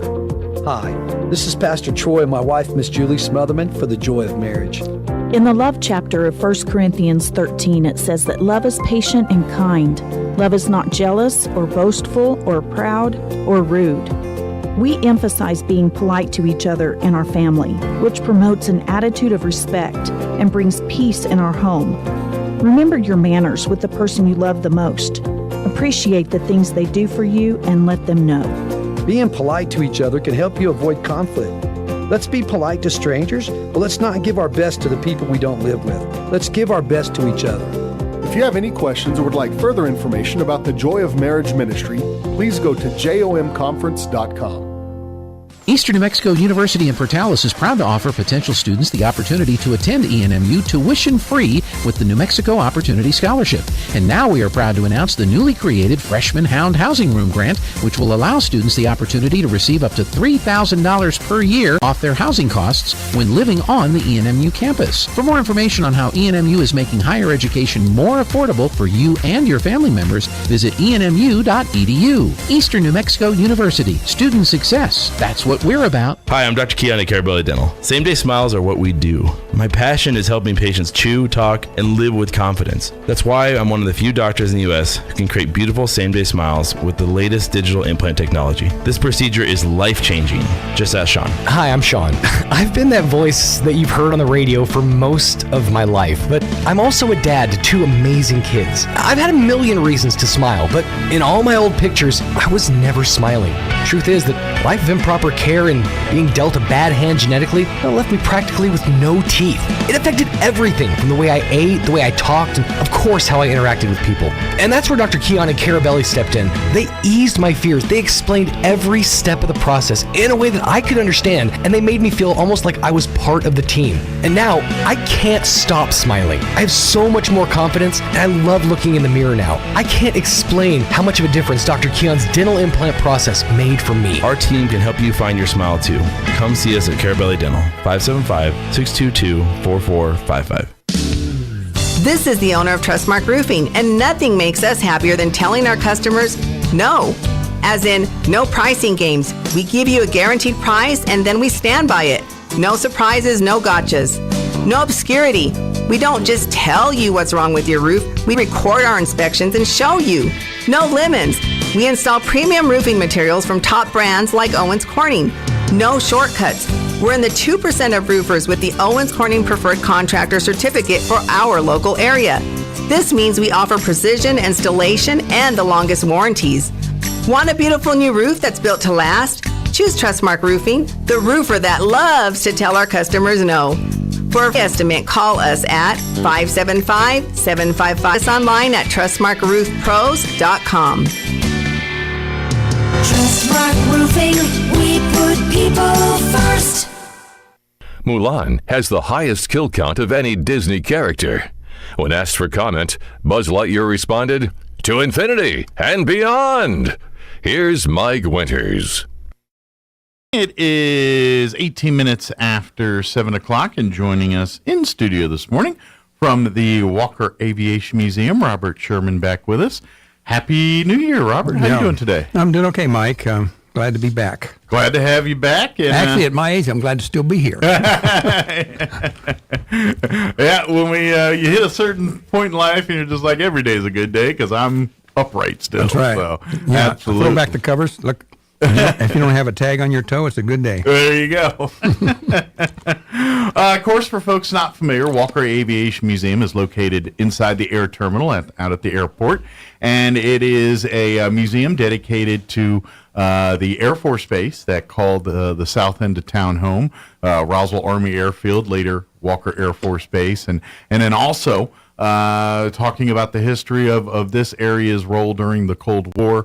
With the intercontinental ballistic missiles and things that this area called home during the early part of the Cold War era, and all of that. So that's kind of what the museum's about. And of course, we love to encourage folks to, if you're going to be out at the airport, or if you're looking for something to do with your family or youth group or something, the museum would love to host your events or host your little groups for fun and for education. Right. That education's the last word. Yes. We like to educate people on some of the history of what went on here in Roswell back from like the 1941 to 1967 time frame. And of course, one of our missions today, besides talking about the history of the military base that was here, is the support of kids. When I say kids, young folks that are out trying to make a decision on what they want to do in life. Sure. And one of the ways we are trying to do that is through a grant from Xcel Energy. We got a couple of flight simulators that are really pretty sophisticated, but right now they're set up for fairly simple aircraft, but this Lockheed software, and they can fly 50 different aircraft and land almost any airport in the world. Yeah. So you get somebody in that's pretty familiar with that. You can say, well, you can, select an F-22 Raptor fighter plane and land at Istanbul, Turkey at 9 o'clock at night in the rain. And it's like flying a real F-22, not flight simulator game or whatever that you play on your computer or your Xbox. We have rudder pedals and the yoke and stuff. But you got to know the instruments, the whole. And what comes up on the screen is the instruments that are on that aircraft. Sure. Yeah, so you're actually seeing. And I imagine the more modern aircraft that you're simulating, the more advanced the heads-up display and everything. Everything on it. It's totally different. Yeah. You get in a Cessna, it's going to look a lot different, that cockpit, than say you're getting in an F-22 or we have it set up for one military Cessna, I think 172 now. Yeah. So they can get and fly around and fly through these little green squares, and then finally, if they come up to a little yellow circle and fly through that, then they've completed everything, and a little band in the background plays like, yay, good job. So you get some rewards for completing the different objectives and things. I want to mention before we go on, our website, WAFB, standing for Walker Air Force Base, WAFBmuseum.org, is now, thanks to Juliana Halverson, really a good source of education for children or young folks. I keep saying children. When you're my age, I guess everybody's they're all children. But anyway, to go to. So you can go to that website, and once you get there, if you're on a computer, it'll come up in a different place versus your smartphone. But you can go up in the right-hand corner, upper corner. There's these little, horizontal lines. You click on that, and you get, a list of things. Education, history, stuff like that. You can just touch on history. Touch on education. And then, boom, up comes a page of our description that we give to principals and teachers and other people in the churches and stuff that tells our little program that we have out at the museum, which lasts about 2.5 to 3 hours, and ideally set up because of only 2 flight simulators and the small museum size for 8 to 12 people max. And they come out and get a little orientation of history, and then they get a little orientation of on a flight simulator, half of them, while the other half see about 13 different careers off of YouTube. Nice. So then they flip-flop and go the other way. So when they leave, they've kind of had 13 different ideas on YouTube and a little chance to fly a Cessna 172 and, this is pretty good, pretty interesting. Yeah. The whole point is, obviously educating, but inspiring kids. If kids that are looking and using the museum's using that platform is saying, hey, there's some great STEM related career fields, and most of them generally are through aviation, but not all of them. They're so it's just exposing these kids to these opportunities to say, hey, a career in STEM can be pretty cool. Look at the opportunities just in the aviation industry, whether you're a mechanic or flying them or designing them. It's really cool. So that's what it's about. It's hopefully inspiring these kids to see STEM-related career fields and be inspired to hopefully be the next generation of pilots and mechanics and aviation enthusiasts. And what's the really cool thing about this is Juliana put that on there. So, you as a instructor or an adult or, having younger folks in the house can look at this and say, oh, this is the program they have. Okay, that's one thing you have. But then as you scroll on down on that website under education, you'll come across the 55 or so YouTubes that deal with career. And then you can have about 35 of them listed on different ones we selected that are really interesting as far as aviation or aircraft is concerned. Then the big thing is, as you continue to go beyond the list of YouTubes, unfortunately it's not set up right now where you can touch that particular YouTube title and boom, go to that YouTube. But you can, write that down and just search it on YouTube and you'll find it. Then if you can scroll on down, you'll hit a deal on professional pilot training, and that's where you'll come across about 35 videos on professional pilot training. It's all the same company, and it's, it has maybe 2 of them on instruments, 2 of them on aircraft weather. And if you watch all 35 of those, plus the 3 other ones on aerospace medical factors, and actually there's one on there 20 minutes long on drone flying. Oh, wow. So you can go across that, but you can click on that and it'll actually play, start playing right there on your iPhone, and you can watch, starting out, Introduction to Flying, Aircraft Structure, Principles of Flight, Aerodynamics of Flight, Aerodynamics of Flight, Aerodynamics of Flight. So there's an example of 3. That's almost an hour of aerodynamics of flight. Just showing the concepts. You can really of how get planes into a lot of detail. Yeah. And so you can get in the weeds or as cursory as you want to with it. Right. Kind of thing. And then you search on down until you see 3 color photographs on your phone or on your computer. And the computer, I believe, is at the top, and the iPhone is at the very bottom if you scroll down. Then you come across a little section that says Professional Pilot Training YouTube. It just says, and you click on that. No, excuse me. Corrected. You come across a box that says Comprehensive List of STEM Jobs. And you click on that and you go to a different website, which is actually the same website that's being used by Roswell High School. Okay. And I know Goddard, I think, is using the same one. or vice versa. I know Goddard they told me we were at a meeting with them, and they said, yeah, we use that website. Oh, nice. So anyway, you come across that, and up comes a different website that lists 331 science, technology, engineering, and math jobs. And then you touch on one of those that you select that you're like, that's interesting. And boom, here comes about anywhere from 5 to 15 pages of information on that job. Oh, wow. So as a young person, I wish I had that when I was that age. I could go through and find something that sounds really interesting to me. I could touch it, and you have a chance to look at it and study it. So there you go, right there on your phone. You can sit there as you're driving along, or you're flying, or just sitting in your living room on a Sunday afternoon, and you can look through all those 331 STEM jobs, or you can go through 38 videos of professional pilot training. So nice. And then further on down that same website, under education, we put together about 13 pages of STEM jobs in the Roswell region. Okay. Taken out 3 phone books.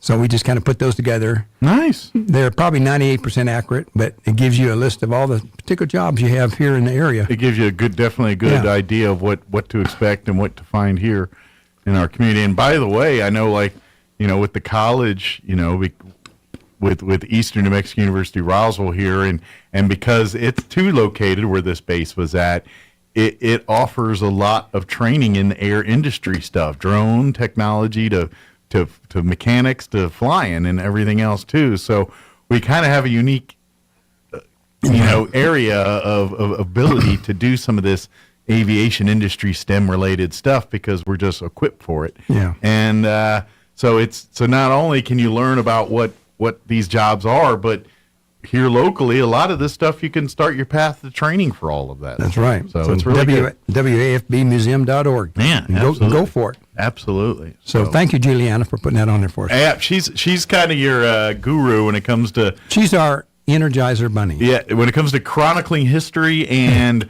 technology with you guys, she's kind of your go-to source. Yeah, for she all is. that, She's really great. Yes, so Good anyway, deal.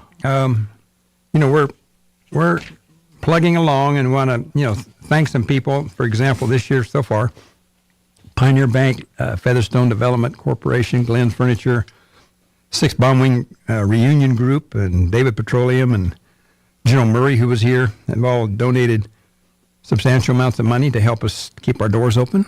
And good deal. The rent went up a little bit, but as it does from time to time. As it does from time to time. So cost of living, cost of doing business. We're still in the process of trying to contact some folks to help us out, because we're for the last couple of years haven't done any golf tournaments, but maybe we'll get back to that eventually. Hopefully, maybe 2023 on the plans for maybe trying again, or maybe so. All right, we're getting ready to sit down and see what we're going to do this year. We'll make you determine your direction here very soon in the next. By the way, speaking of that, you guys are always looking for new volunteers to serve on the board. That's a big issue. Yeah, if you're interested in helping to kind of shape the future of the museum, love to volunteer and be a part. Even if maybe you're not ready to work on the board, but if you're maybe retired or have some free time and like to work as a docent or just help, with physical labor of moving exhibits and, building things and taking care of stuff from time to time, they're always looking for volunteers. And of course, if you love to serve on the board, they're always looking for those folks to share their expertise. You guys have a pretty unique board of folks from different backgrounds that makes up a really good group of people to kind of steer the direction of the museum. So right. But reach out, come on out and check out the website or whatever if you're interested in getting more involved too. Yeah, let me run through this. Of course, on the board is myself. Allie Bishop is our new treasurer. Katie Yates used to be the treasurer, but she's still on our board.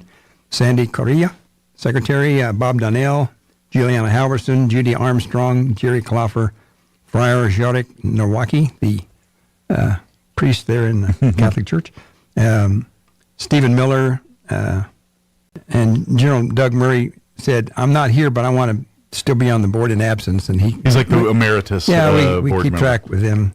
And then Ted Smith is our newest guy to join our board, and he's a really one of our main volunteers out at the museum. Right now, he's kind of suffering some illness, so he's kind of staying home. Oh, sorry to hear that. Yeah, but he's a great history guy and putting together all kinds of information. I wouldn't be surprised if he put almost a book together. He's just doing all kinds of research on everything from the accidents that occurred here and exactly what planes were here and weren't here. And oh, wow. So in all fairness, he loves doing that stuff. Yeah, that's he's like retired, his passion. 30 years Army. So as much as he's doing a service for the museum, oh yeah, great job. He's probably like a kid in a candy store going through this stuff. Yeah, he is. A big kid in the candy store. Now Ted's doing a great job. Yeah, absolutely. So anyway, today before we depart, I was going to talk a little quick history blip on. I think I talked about this about a year or two ago, but kind of interesting thing dealing with the end of World War II, the last bombing of Nagasaki. Mm-hmm. So I'll talk a little bit, kind of interesting twist on that particular story and how it kind of got things mixed up a little bit initially. But, we're in contact with schools, the church groups, Boy Scouts, Girl Scouts, Youth Challenge, other folks, trying to get folks to come out and schedule a group of young folks to come out and get our program and get a little history. Yeah. And we take them out to the edge of the flight line and we talk to them about kind of some of the businesses that are on the flight, at the Air Center. And all the that kids kind of love stuff. that too, because a lot of that's restricted.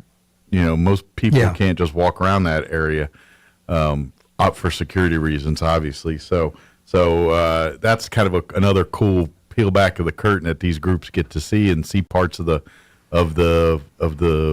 airport there that the public generally doesn't get access to. So yeah, if you are out there and you want to go on YouTube, there's a particular one. Gary Sinise does the narration. I talked about it before. The Enola Gay B-29 Super Fortress, the bomber that dropped the atomic bomb, and it goes in. It's about an hour and a half long, but it's all the history of kind of building up of the B-29.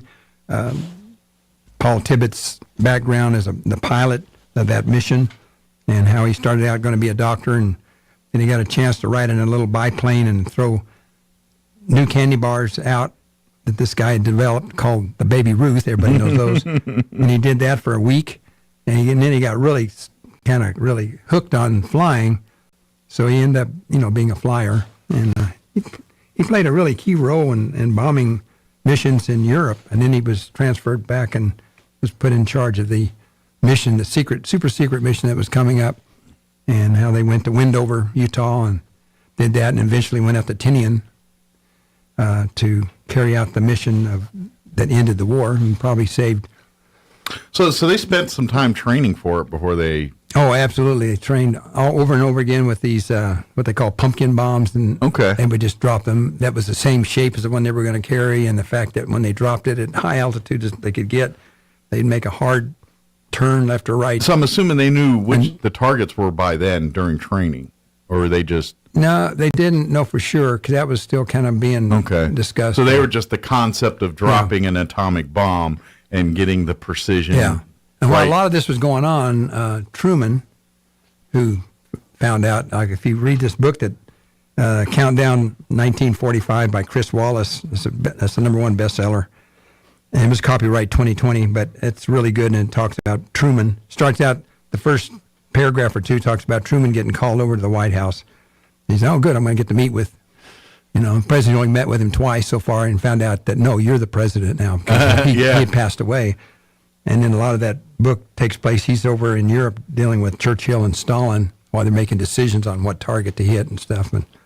Because this is when the Germans were defeated. Yeah. So they were over there. And, I didn't realize that they were planning on dropping atomic bombs on Germany and Japan on the same day. Ooh, wow. But, Germany won. Yeah. I didn't, realize a lot of stuff you come up in this book that you didn't realize that was going on. I would imagine dropping a bomb in Europe, in Germany, would have a much bigger impact than Japan. Yeah, I don't know. Just depending on the winds and everything else. You're surrounded by countries. Yeah, I'm wondering. I was kind of shocked to hear that, but. Yeah. But anyway. Yeah, that's when I hear that, I'm like, yeah, there would have been a lot more casualties if they would have dropped one in Germany. Yeah, right. Oh, yeah.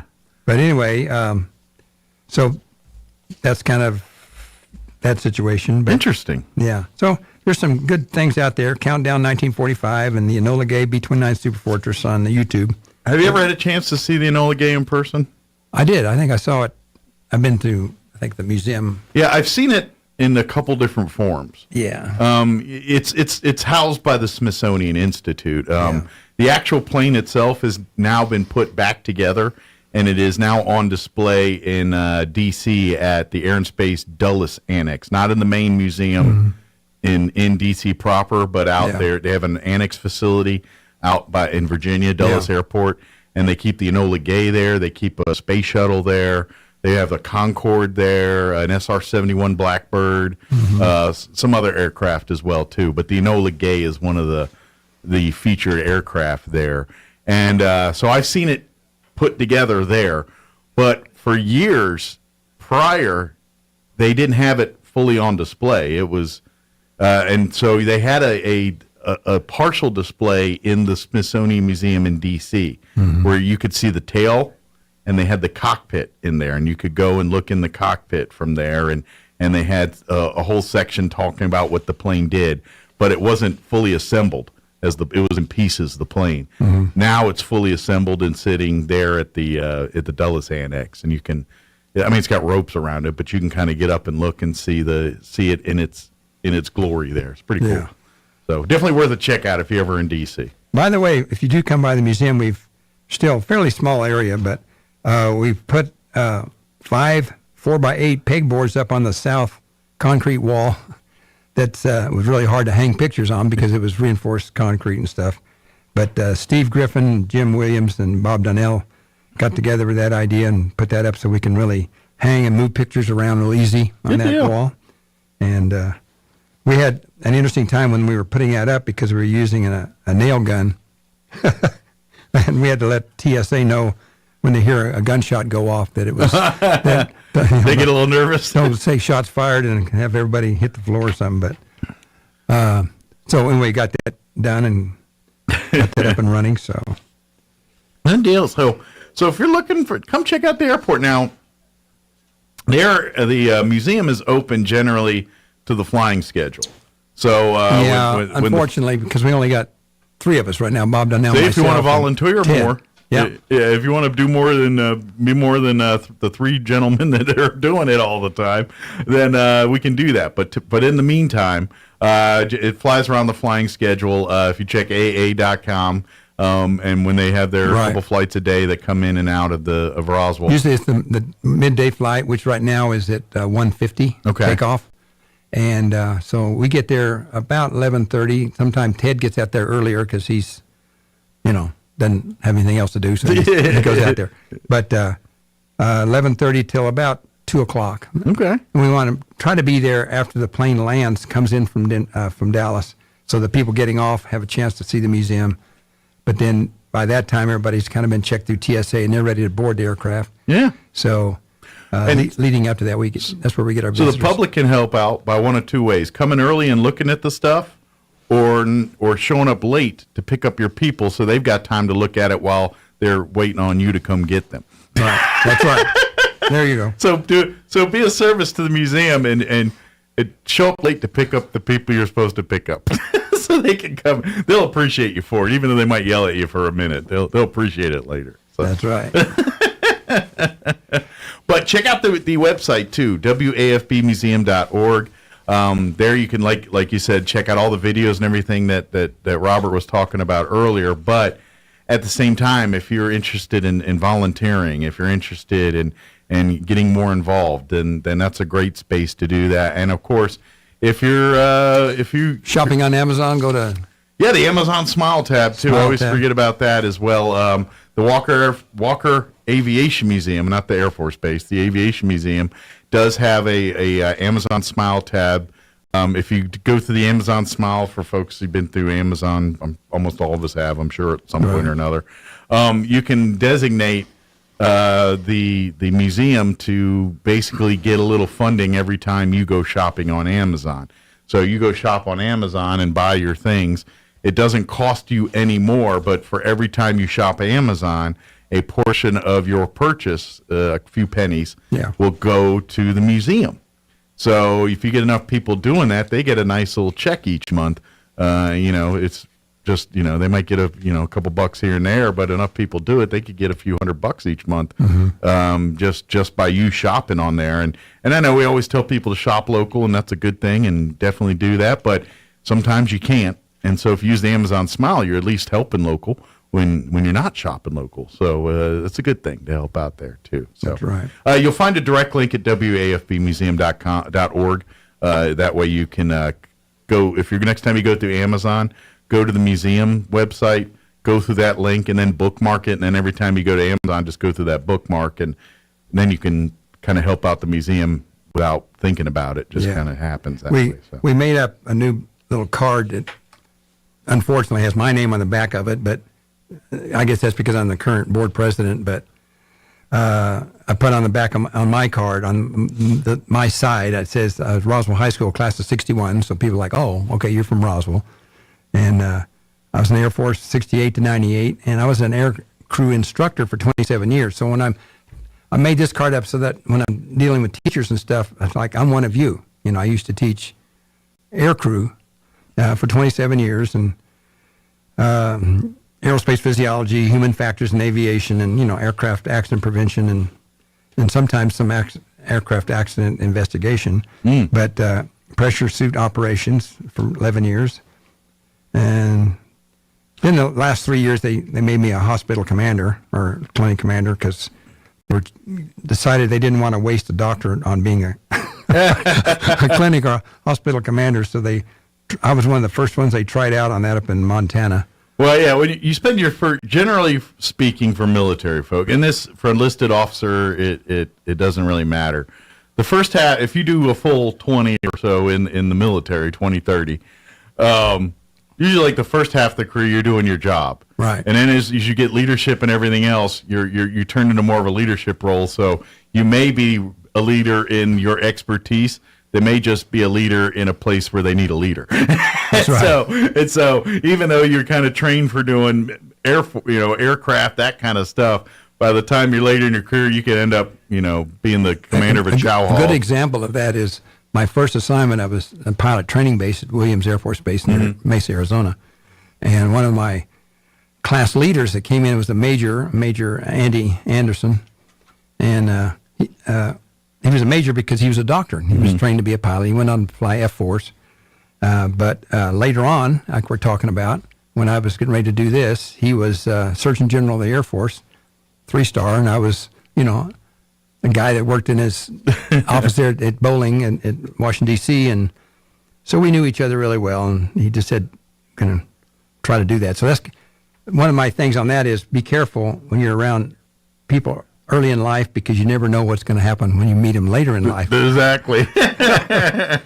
And it's kind of shocking because if your peers that you meet when you're young airmen, and let's face it, there's still a lot of kids at that stage, 18, but they're teenage boys basically. Yeah. And so you get to be friends with them, and then you see them 10, 15 years later where they're in places of leadership, and you're like, don't trust that guy, but they've matured so much, but it's that, it's like, oh, they're still kind of goofy, as you remember, but yeah, you mature in that time. And so when you see a kid that's 18 with you and you're both young and dumb and stupid and doing things, and then you see them 10, 15 years later, and you see that change, and it's, I don't know, to me that's part of the cool part of the military. But that's true. That's the life. It really is. So, do we have time to do a quick history on the Nagasaki thing? Yeah, let's do it.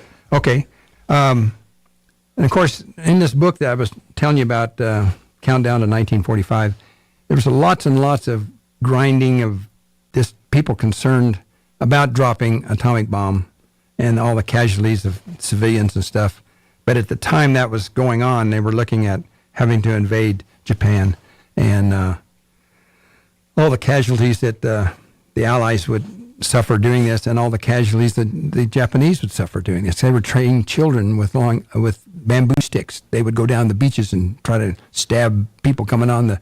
I mean, he was just talking about, and the soldiers dealing with. Seriously, you want me to try to shoot a child? Sure. Yeah, it's just it was all kind of crazy stuff. So it was going beyond, for lack of better, rules of war, so to speak. So they were just hoping that something shocking like this would happen, and then they say, okay, fine, we surrender. But at that time, they weren't going to surrender. So anyway, so it was not an easy decision that you find. But you're right. Find out. In the long run, we probably saved a bunch of lives by doing what we did, because more than likely this war would have dragged on and on with because the Japan. one before that was Okinawa, 82 days on Okinawa, and all the casualties separate from that, and all the you got to at that mindset. The ideology was, and ultimately it worked, was kind of a shock and awe to get them to surrender. Right. It's like, but wait, you think that's bad? We got more coming. Right. And you want to play this game? We will win. And that ultimately it worked. But that was the strategy. So. If reviewing quickly the interesting history and connection of the B-29s, one was named Boxcar and the other was called the Great Artiste. Yes. And their role in World War II, Major Charles Sweeney, he was a 393rd Bomb Squadron commander. He flew a B-29 called the Great Artiste, and it flew during the Hiroshima mission, and it flew as a blast measurement instrument aircraft. Because this was, they were... Matter of fact, when they dropped that bomb on Hiroshima, it had never been tested. The one they dropped on Nagasaki was tested in the desert out here by White Sands. Got you. Okay. So they were two different bombs. So Major Sweeney and the Great Artiste were scheduled to carry the atomic bomb on the second mission to Kokura, and that was going to be the target for the second bomb rather than Hiroshima. Of course, Hiroshima's first, Kokura was the second. The blast instrumentation was supposed to be moved from the Great Artiste to the B-29 named Boxcar to make room for the atomic bomb on the Great Artiste.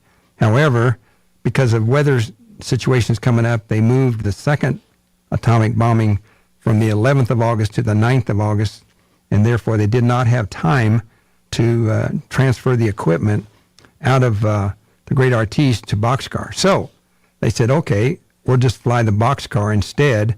And they took the crew that were flying the Great Artiste and they went over to fly the Boxcar. And then the Boxcar crew went back and they were going to fly the Great Artiste, which already had the equipment in it. Gotcha. Sounds kind of confusing, but... It makes sense in the logistics thing. And you kind of wonder, why don't you just do that in the first place instead of trying to transfer equipment, whatever. Sure. Well, and quite frankly, I'm sure... the pilots, everybody, they fly planes. Yeah, and they want to fly their plane with their crew chief, whatever. Exactly. Yeah. Especially in a mission as important as this. Yes, absolutely. Yeah. So when arriving at Kokura during the bombing mission on the 9th, Boxcar flew 3 bomb runs over the city of Kokura, and that lasted 50 minutes without being able to see the target, and therefore he diverted to the alternate target of Nagasaki. The atomic bomb, the Fat Man, was dropped, as it was called, dropped on Nagasaki at 10:58 a.m. on 9 August. It was a 21 kiloton weapon, exploded 500 meters, about 1,500 feet above the ground, similar to Hiroshima. However, it was about 1.5 miles northwest of the planned aiming point, so they missed their aiming point by 1.5 miles. Approximately 44% of the city was destroyed, and part of it was protected by intervening hills. Due to the failure of a fuel transfer pump, the aircraft Boxcar had 640 gallons of fuel that it couldn't use, so it made an emergency divert and landing at Okinawa rather than returning to a landing planned at Iwo Jima. So when they landed, the Boxcar could not contact the ground because its radio had failed. So maybe we're talking here again about an aircraft that was set up, but anyway, it was substituted. Sure. So it fired flares to warn of the unannounced landing, and it lost one engine on final approach because of lack of fuel, and it landed 30 miles an hour faster than normal, and then lost another engine after it touched down and almost crashed at the end of the runway, but was able to perform a high-speed 90-degree turn. Wow. So it was a close call. Yeah, I'd say so. So a war correspondent, William Lawrence of the New York Times, was on board the Great Artiste, not realizing Boxcar and the Great Artiste had changed places because during those missions, only Enola Gay had a name painted on the nose. The other ones did not have names painted on the nose. Okay. So he mistakenly reported to the New York Times that the great artiste had dropped the atomic bomb, when actually it was the aircraft was the boxcar. And none of the B-29s, like I said, had their names painted on. So anyway, interesting. That's kind of how initially there was some confusion that the second aircraft was a great artiste. Do you know off the top of your head where Boxcar and the Great Artiste are they still in a museum somewhere? Are they? I should know that, but I'm kind of curious. I've never seen them, and I'm not sure where. I have to go. I might dig online and do that. I'm kind of curious. Yeah. I've seen the Enola Gay, and I know where it's at, but I'm kind of curious for the Great Artiste. I wonder if one of them's at Wright Pat, maybe in Ohio. I don't know. That's a good question. I will. I'd be very curious. Give me something to look at. I'd be very curious to see where they're currently home to. So. Check out the website, wafbmuseum.org.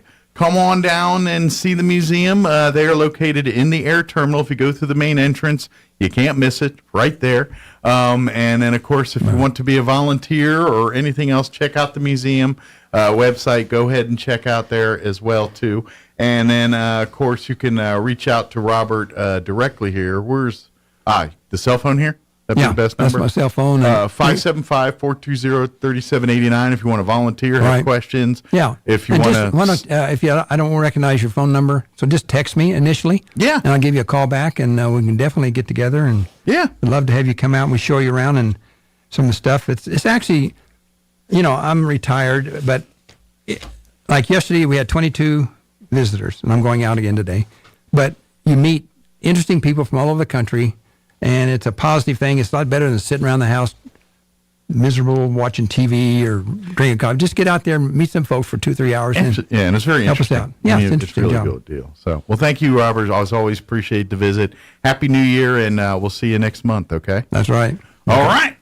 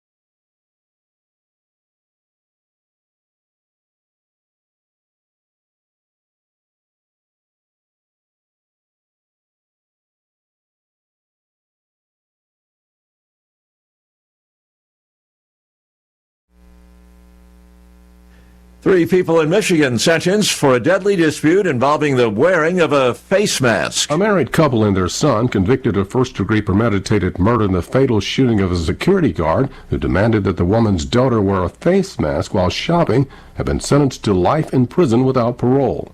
Larry Teague, wife Charmel Teague, and her son, Ramonier Bishop, were sentenced by a judge in Flint, Michigan, in the 2020 shooting death of Calvin Munnerlyn. Munnerlyn, who was 43, was shot at the store just north of downtown Flint shortly after telling Charmel Teague's daughter she had to leave because she lacked a mask. Investigators say 2 men later came to the store and shot the security guard to death. I'm Norman Hall. A 9-person jury seated to hear a trial that will determine whether Tesla CEO Elon Musk had cheated investors by asserting in 2018 tweets that he had lined up financing to take the electric automaker private. Townhall.com.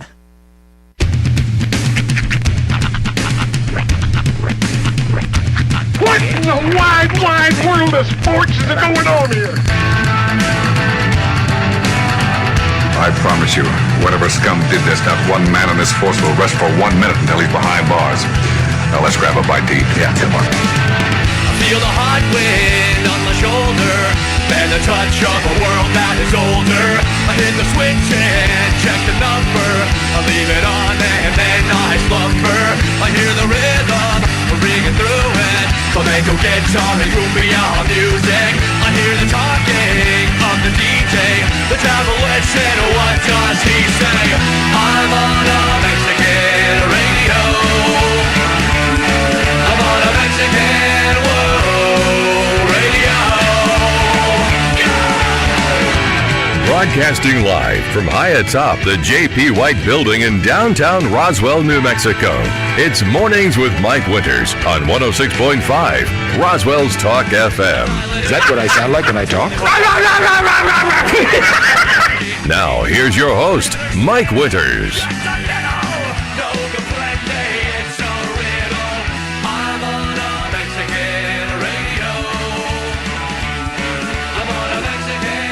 And good morning. It is 6 minutes after 9 o'clock. Welcome to hour number 3 of Mornings with Mike Winters right here on 106.5 Roswell's Talk FM. Happy Wednesday. 18 minutes after all 7 o'clock and joining us in the studio this morning. Guess what day it is? I love that. Guess what day it is? Yep. That stupid camel. Never got old. Yeah. Life Zero's way worse. I'm sure. That was more traumatizing. That was just annoying. Give it to Mikey. He'll eat anything. Well, the problem with it being annoying is people that aren't funny, that think they're funny, do that move. That's not a move of a funny person. Right. That is a move of a person who wants to be funny and is not. Right. These are the people that just regurgitate other people's things all day. Now, don't get me wrong. I make a living doing that. But I do have an original thought that shoots out of my head from time to time that I got a chuckle to it. But when you just go up to people and take catchphrases and things and hammer them with them, oh, you're at the low end of the now if you're comedy fruit there. In fairness, if you're doing it ironically just to upset the person, yes, then that's the slide. Irony now, is. If you're like, he's never heard this before. We have. It's no different than when the stupid Redskins were changing their names, and all those dumb idiots have to say, why don't they just leave the name the same and put a potato on the helmet? It's a Redskin potato. Peanut. Have you heard that joke? I'm like, yeah, I've heard that joke, idiot. To this day, they still do it. Oh, yeah. I get one every once in a while. They should have just kept the potato here, and they're not doing it ironically. No, they're thinking they're telling me comedy gold. They're sitting there like, I bet he's never thought of a Redskin potato. Hit him with that one. Ha, that'll do it. Back to my grape nuts. It's like, I've been there. I've done that. All right. So I just think it's the lowest form of, I mean, if you were the original guy and you're like, okay, it's witty. The marketing guy who made the commercial, genius. Sure, everyone else, jock riders. For the record, there's only so many people that can fit on a jock. So well, these are the same people that will still laugh when Larry the Cable Guy goes, "Get her done." Mm-hmm. Or when Ingval goes, "Here's her sign." I mean, he officially retired the other day. Who did? Ingval. Retired from what? Bill Ingval retired from stand-up. Yeah. He's officially left the road. He's hung it up after. Hang out with his family. Mm-hmm. Is he gonna still act? Probably. I mean, got to make money somehow. I don't know. Tim Allen doesn't have anything. He's gonna hang out with his family for. Oh, he's got plenty of money. He's gonna hang out with his family for 6 months, get sick of him, and want to get back on the road. He's got plenty of money. Yeah, all those redneck comedy tour guys are all loaded. Oh, yeah, they're loaded. Yeah, they're loaded. Yeah, they got plenty of money. He'll be just fine. But that's funny. But and if you're at his performance, okay, giggle. But if you're running around town doing "Here's your sign" and all that 30, 40 years later, get a new gig, man. That's all I'm saying. Fine, Yeah. The juice went sour. Yeah. Keep your sayings fresh. That's all I'm saying. That's the key to being funny with it. And know when to yes, that's what she said is so old and tired. But if you still throw it in the right spot at the right time, it still gets a chuckle. Well, that's not nearly as overused as the other one. Not even. Well, it's dying. But yes. But there is in our world it is. Maybe it's just the people I hang out with, but that thing runs around like a bad penny, keeps turning up. It's the people that you hang out with. It's Thomas and Gene. It could be. It's Thomas. It could be. But yeah, it's like a bad penny. It just keeps showing up in my life for some reason. So. Well, with my kids, since they're teenagers, my kids say different things as teenagers, and then I'll throw that in, and of course, it's always at the right time, and they're like, "Oh, Mom, that's so nasty." Yeah, it's all about timing. Comedy's all about timing. It's not even about the words. It's about timing. And if you learn that. And anything I can do to embarrass my children. That's right. You can do that. You're the next George Carlin. You just wait, Richard Sean. Pryor, Oh no, it'll get there. I'm not quite there yet. Oh no, teenage embarrassment is hands down the best. Yeah, Rhiannon's a little too sensitive for that right now. I'm gonna have to wait till Hunter, gets up there a little bit. Well, they have just enough thoughts to be dangerous at teenage level. Like they start thinking and analyzing stuff, and you're like, all right, I see how you got there, but you're missing a few variables. So let's talk about those. And then once you do that, then you're good to go. So that's Andrew Moore you hear. That is spam. I don't need that. I get like 2 texts all day until I'm on air. And everybody and their uncle all of a sudden wants to text me. The rest, 10 o'clock hits, 2 texts all day. No big deal. But during the morning show, I get 30 texts. I'm like, yeah, because I got nothing better to do than sit here and answer your texts right now. I'm a little busy doing the show. So, but people don't get that. Well, that's when they know your hand. Yeah, they call and like, I tried calling at 8 to talk to you. I was like, you wonder why you didn't get me? I'm on the radio. Between 7 and 10, I'm a little busy. Maybe I should do that as a segment. Stop the motor show and just take whatever call that comes in. There you go. That could be dangerous. Make it a bit on the radio. You're live on the air. Yeah. That could be dangerous. I hope you have a dump button. Yeah. Oh, yeah, I do. I got to heat her up. But yeah, it's done. Yeah, we'd have to rev up the machine. That is one of my favorite things in the world is watching the compilations of people who call C-SPAN, the live C-SPAN. Yeah. And then just to mess with the guy. And he's like, cut to the button real quick. You'd think they would have that under control by now, but yeah. No, C-SPAN, they're too serious. Yeah. They don't get it. Yeah. Till it's too late. C-SPAN. But that's the beauty of C-SPAN. Yeah. Like, it's just oblivious to it, and that's why Baba Booey's always worked better on C-SPAN than like other newses. And if you don't know what I'm talking about, there was a trend. It's faded off big time because Stern's not as relevant as he used to be. But when Stern was relevant, and not so woke, by the way, but that's another story for another day. Well, you get rich, you get woke. There used to be a series of, and he didn't start it, that his listeners did, and he just embraced it and ran with it. One was led by a guy named Captain Jenks, but there was others in the midst of there, and they would literally get on CNN and these various shows and yell out Baba Booey, Howard Stern. It's been in movies. Certain comedy movies, they'll do a Baba Booey reference in there. It's referencing that, if you wonder. Family Guy, it's made to that. Yeah, TV, it's made the pop culture stuff. But, where was I going with this? So anyway, just the prank calls. Yeah, the prank. So they were masters at it, and they would get, of course, CNN and these would try to get wise, because what they would do is they would call in, like whenever a hurricane or some kind of a disaster event would happen, they would literally, this Captain Jenks guy would call them and say, "Oh, I'm with FEMA. I'm Joe Blow with FEMA." Right. And he'll give them some kind of credentials to convince the stupid intern that puts him on the air.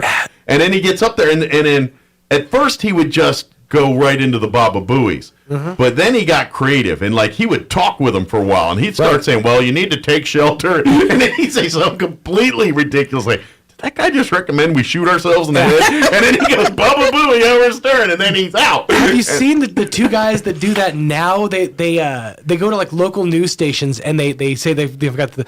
Like one of them was a cooking segment. It was like an after Thanksgiving cooking segment, and they had these two guys who wrote this book. That was the pitch. Is they wrote a book about how to utilize your Thanksgiving leftovers, and they basically went on this morning show and made the most disgusting looking dishes out of leftovers, and they passed it off as these were their original creations. But it's basically they just go on and they're a parody of what an actual they're trolling these. That's hilarious. It's so much fun. It's so funny to watch. In the same token, it also brings to light the lack of research and lack of investigation that most news sources do before they just put something on the radio. This is before Twitter was popular and all that. The Asian air, the airline. Oh yeah, something wrong or whatever. Read the four crew members that something wrong, be too low. Yeah, that bang ding. And she had no idea. Yeah. But her co-anchor is cracking up. That's hilarious. Yeah, that's the kind of stuff. It's I laugh and everything, but in reality, we all should be scared because these people are telling us and broadcasting as something as news. These are the and they're just criers. putting any on there to get information sometimes. But C-SPAN, that's where I was going with is C-SPAN was never wise to that. Like C-SPAN was always the ones that, we don't care, we're just going to let it happen. Oh, you got us, thank you. On to next slow, boring session in Congress. Honestly, they're probably sitting at the table like, we don't want to get rid of those. That's the only reason people watch it. We get a rating spike every time Captain Jenks calls in. We go from one watcher to two. That's right. Jim Jim calls Bob. It's like, dude, turn it on. Why did Captain Jenks calls his friends? Dude, I just got C-SPAN. Tune in. All right, it is 17 minutes after 9 o'clock. Let's go ahead and get you up to date on the weather. I'm meteorologist Steve Hamilton with your Pecos Valley weather. We're getting some return flow around that low pressure system that's now off to our northeast. Mid-50s on our afternoon high today. We could get upper 50s for the Carlsbad area. Very gusty wind, 45 to 55 mile per hour gusts through the day, but we should have sunshine. Overnight it'll be clear and cold, mid-20s, and then sunny and not as windy on Thursday, mid-50s. That's your latest forecast. I'm meteorologist Steve Hamilton. Thank you, Steve. Currently 46 degrees here in Roswell. Humidity is at 33%. Says winds are blowing at out of the southwest at 17, gusting to 28 at the moment. It doesn't look that bad from my window, but what do I know? We do have humidity, 33%. We do have a wind advisory. That's in effect until 6 p.m. this evening. Sunny today. 57's our high. We're not getting out of the 50s. Winds will be, they say 10 to 20 this morning out of the west, increasing 25 to 35, gusting as high as 45 miles per hour later this afternoon. Tonight, we're looking at clear skies, overnight low of 25. Winds will remain breezy. West winds 20 to 25, gusting as high as 35 miles per hour. They'll drop down 10 to 15 after midnight. Thursday, tomorrow, mostly sunny, 56. West winds 5 to 10. That's the best news out of that bunch. Tomorrow night, partly cloudy, overnight low of 25. South winds 5 to 10. And then for the weekend, and weekend adjacent, Friday, sunny and 60. Northwest winds 5 to 10 early, 15 to 20 in the afternoon. Saturday, mostly sunny, highs near 50. They were talking about rain on Saturday a couple days ago. No mas, no more. I told you. And then Sunday, we're looking at sunny skies and 57. Sunday night into Monday, they're talking like a 20 to 30% chance of rain, maybe even into Tuesday. But it's only Wednesday of this week. By Friday, that'll all be gone too. It is 19 minutes after 9. We got a 3.5-minute break, and then we're going to talk with Andrea Moore from the Roswell Chamber on the other side. Do not go away. You're listening to Mornings with Mike Winters.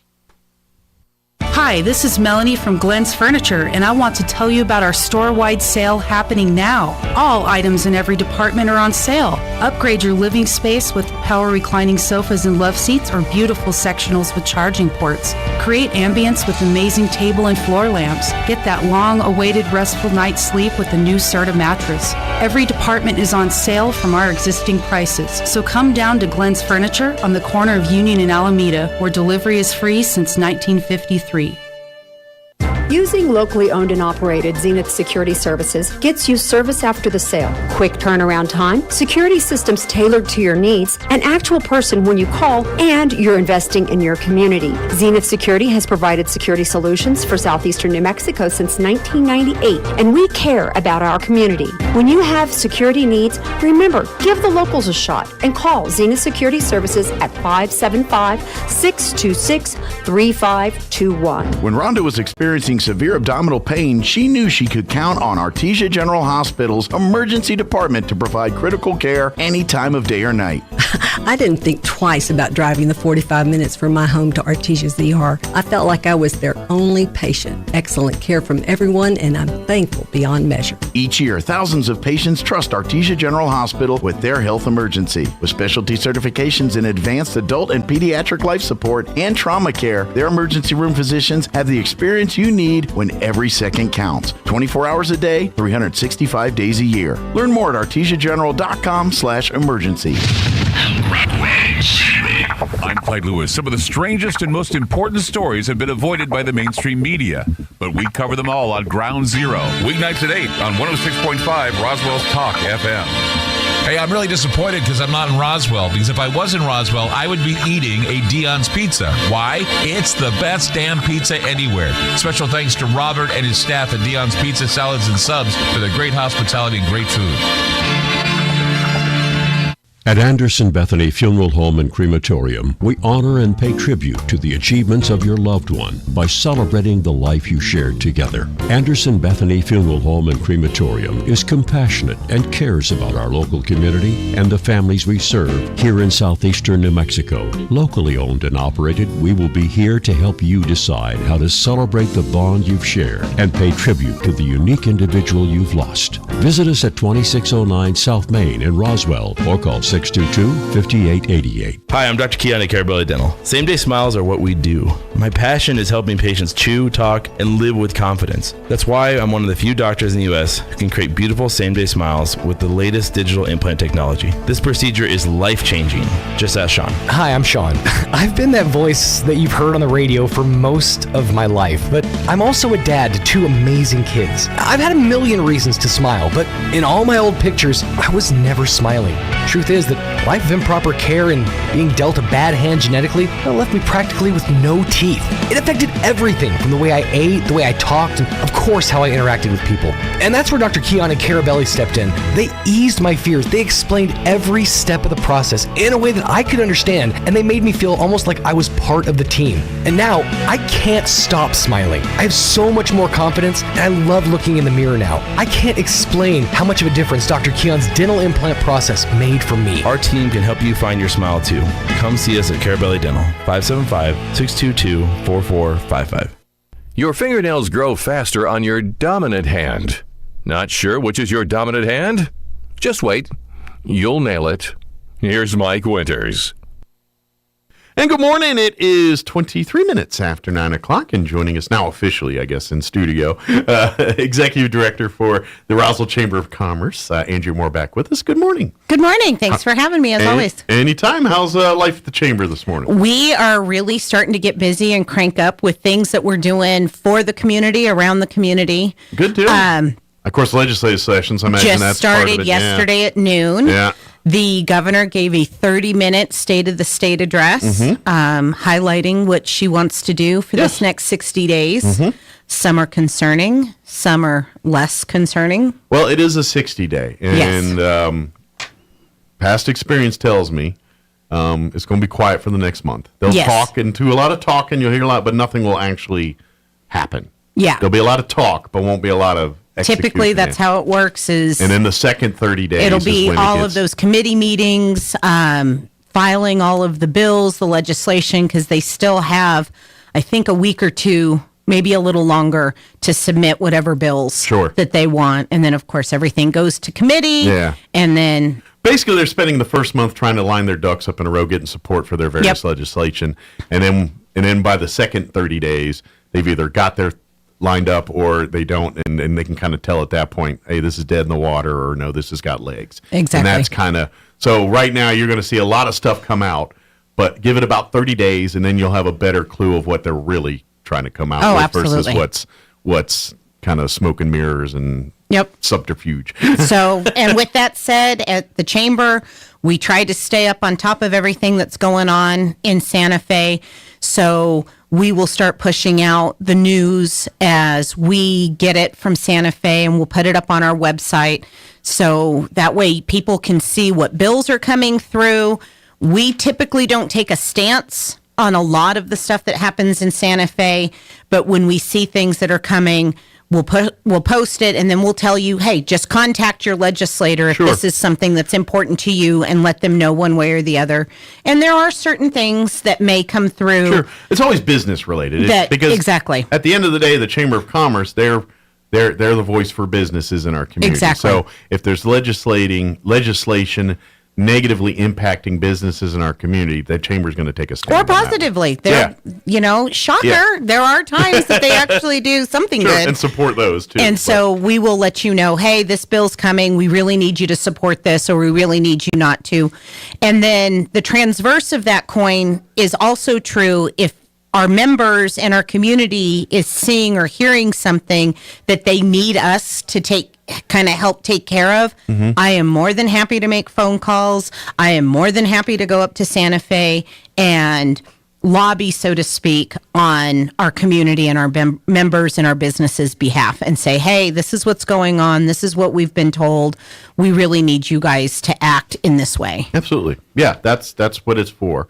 So, now, I imagine what you guys are getting preparing for is legislative sessions, things as far as the receptions and things like that.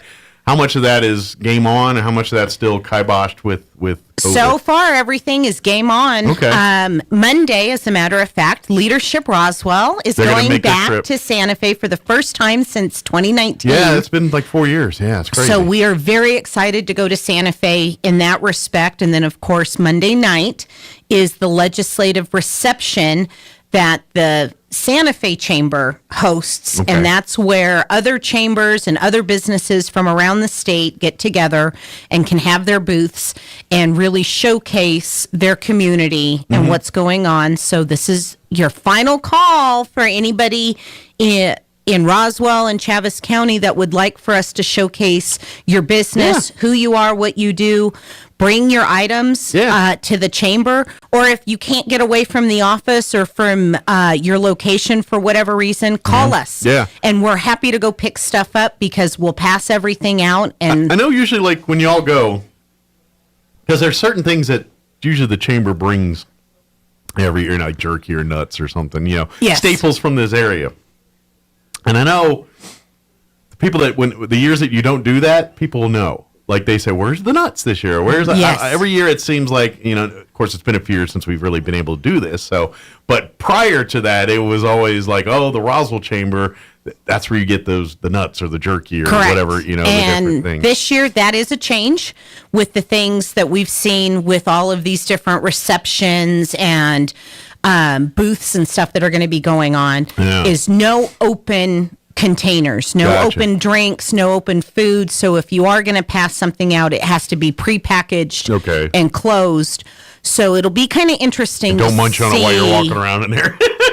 I'm sure that'll be okay, but as far as the vendor passing out, so it'll be interesting to see how legislative reception happens, because in years past, lots of different restaurants would be there with different doing things. samples and things, yeah. So I don't know how that's going to play out, because when I was reading our 2 pages of all the things you can and cannot do when you can go set up, big, bold print, do not have open food. Okay. So it'll be interesting to see what, if any, restaurants are going to be there, how that's going to work. Yeah, that might put a wrinkle in their plans. And our reception is a little shorter than it has in years past. So it'll be, it's different. Sure. But we're going to go up there. We're going to be a part of it. We've got a booth to pass out stuff. Sure. And by the way, it's not just about giving out stuff too. This is the chamber's chance to get eyeballs in front of legislators other than our own local ones. Correct. I mean, we're pretty regularly communication with them, but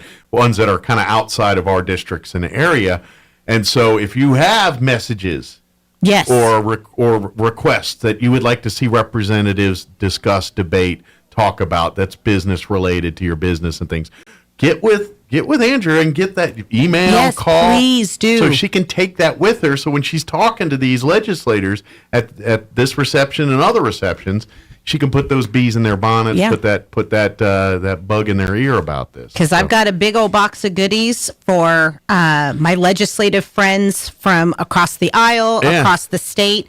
And- so not just our local people, but, I have lots of friends that I'm personally excited to go Yeah. see. But while Leadership Roswell is doing their tours and doing their stuff, then I will have a chance to break away during the Yeah. day before we go to the reception and go do those things. And I would even do a one level up recommendation is if you're trying to get information to Andrea, do it in a written form, like an email or something That's that they always can very print helpful. off or show, because she can give that to our I know our local legislators do that all the time. I'm sure others do the Yes. same thing. So when they go into these meetings fighting for these various bills, they take this stat and say, look, my constituents are asked, here's letter after letter, this is what my constituents want. And that's their ammo to get these things absolutely. passed. If it's written down, Yeah. and even if it's a handwritten note, actually, here's a fun fact: handwritten notes actually go further. Okay, they got a little bit more than a form letter. Okay. So I discourage form letters, although they do work. They serve a purpose. But the best way to do it is if you can handwrite something Mm-hmm. or an original typed email type document. But unless you absolutely have to, form letters or forwarded emails that have been forwarded multiple times tend to get they lose their importance. Yes. They kind of get pushed into the junk mail pile as opposed to something taken serious. correct. So you want original things. I know, if you're going to write our legislators and things, I know Greg Nybert said this, and I imagine our other legislators are very similar. When you do write our legislators via email, whatever, make sure you tell them that you're in the district or where you're from in the town there. Yes. So, because I know Greg does this, and I'm sure they all do, they take all their letters important. I'm not trying to say that. But if you show them that you are in their district, they're going to put more weight on that. Oh, absolutely. Because they are your representative, and that is their job to represent you in the legislature. Absolutely. So they're going to put a little bit more weight on letters from people that are in their district. Yes. And that's just and in the next couple of days, we're going to make sure that in the legislative news section on our website, we will have the information for not only how to contact our local legislators, but then we'll get the committees and how they're assigned and how to contact them, because there may be a bill that goes through finance, for example, that you are very passionate about. Well, you're going to need to know who's the chairman and who sits on that committee so you can talk to them. Absolutely. And like I said, I'll get Greg and him. I've been kind of on the not on the ball on this one, but especially since we'll get later, we'll get some of our local representatives. They're usually very good about carving out some time to talk to us while they're in Santa Fe there. So we'll get that arranged. And definitely this first 30 days, they tend to come home, on the weekends. A little bit and stuff. Or if they see that their schedule's a little light, they may come home for a couple extra days. But they're living in a hotel room for 2 months. They're pretty good at calling in, and Coming I home for a home appreciate them. cooked meal is a huge spirit lifter. And if you're ever in Santa Fe, go take your legislators a little goodie. Oh, they love visits from home. They do. They love it. I've heard every single one of them. Even say if it's nice. just a case of water and a bag of chips. Yeah. I mean, they appreciate anything, or a little. I call them little love notes that, hey, thank you so much for what you're doing, because it's a lot to go up there, and they're unpaid. Sure. This is the last citizen legislature in the nation where our guys don't get paid. Yeah, and I don't know at this point. I mean, I love that fact because it really, it's of the people. Yes.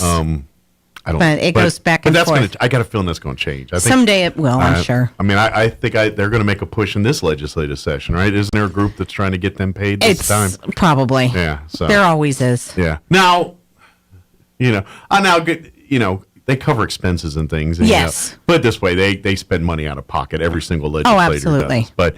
But they do it's get definitely a labor of love for all of your elected officials, regardless of party affiliation, regardless of where in the state they live. It's a labor of love because these are people that are taking time off from their families, from their businesses to go up and do the people's work for 30 days or 60 days, depending on the year. And this year's an odd year, so it's 60 days. Yep, so it's a long one. But it is. But anyway, if you've got stuff, through your business, give us a call. Give it to Andrea. She'll be happy to pass it along. And we'll have other opportunities over the next 60 days. Yeah, so it's 2 months. That's right. There's a lot of time to do stuff here. But we're definitely going to be up there Monday and Tuesday with Leadership Roswell. We're so excited.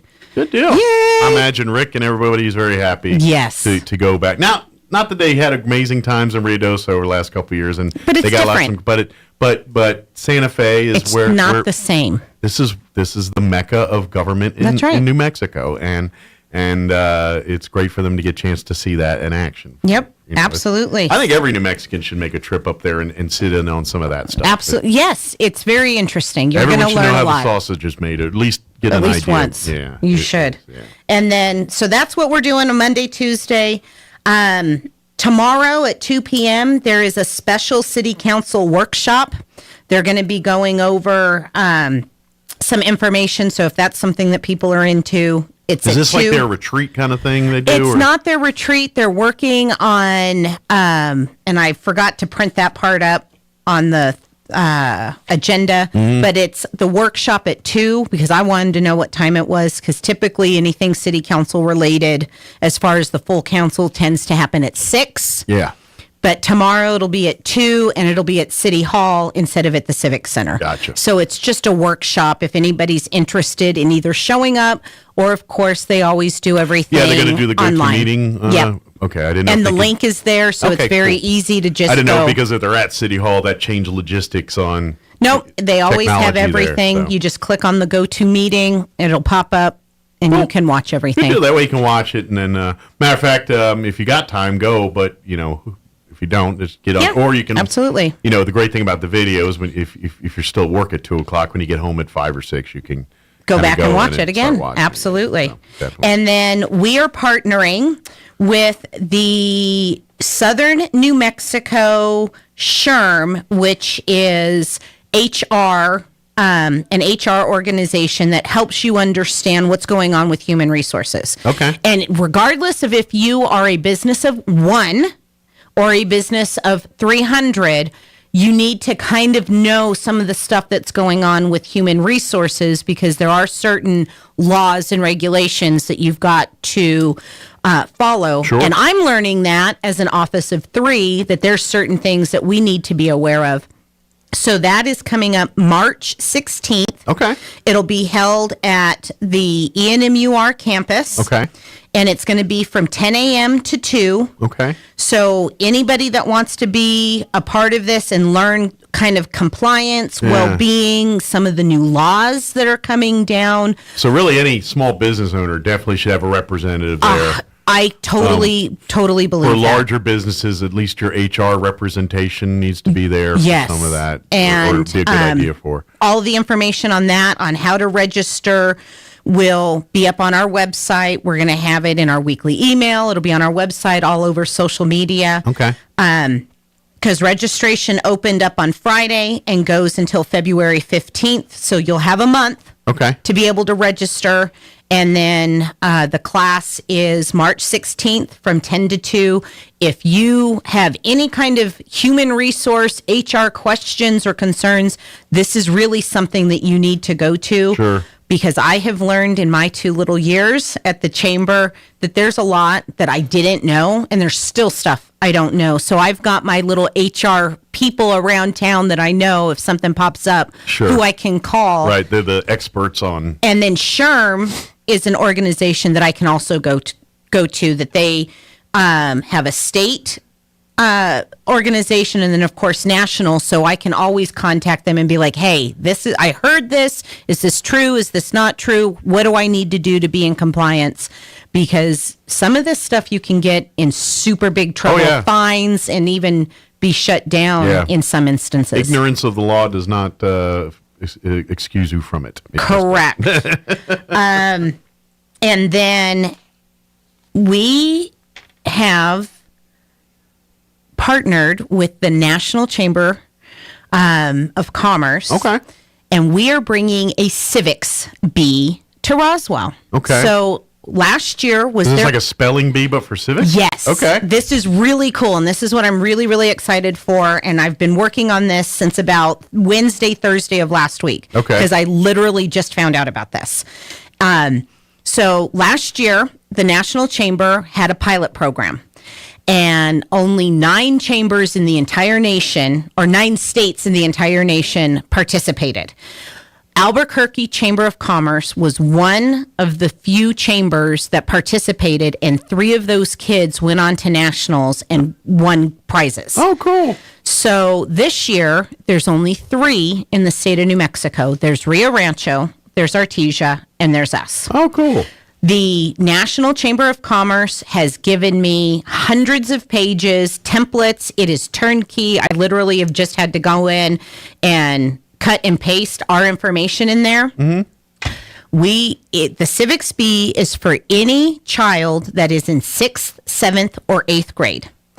They will enter the contest by writing an essay, a 500-word essay on civics. Okay. And there's a couple of different kind of topics or kind of suggestions on what to write your essay on.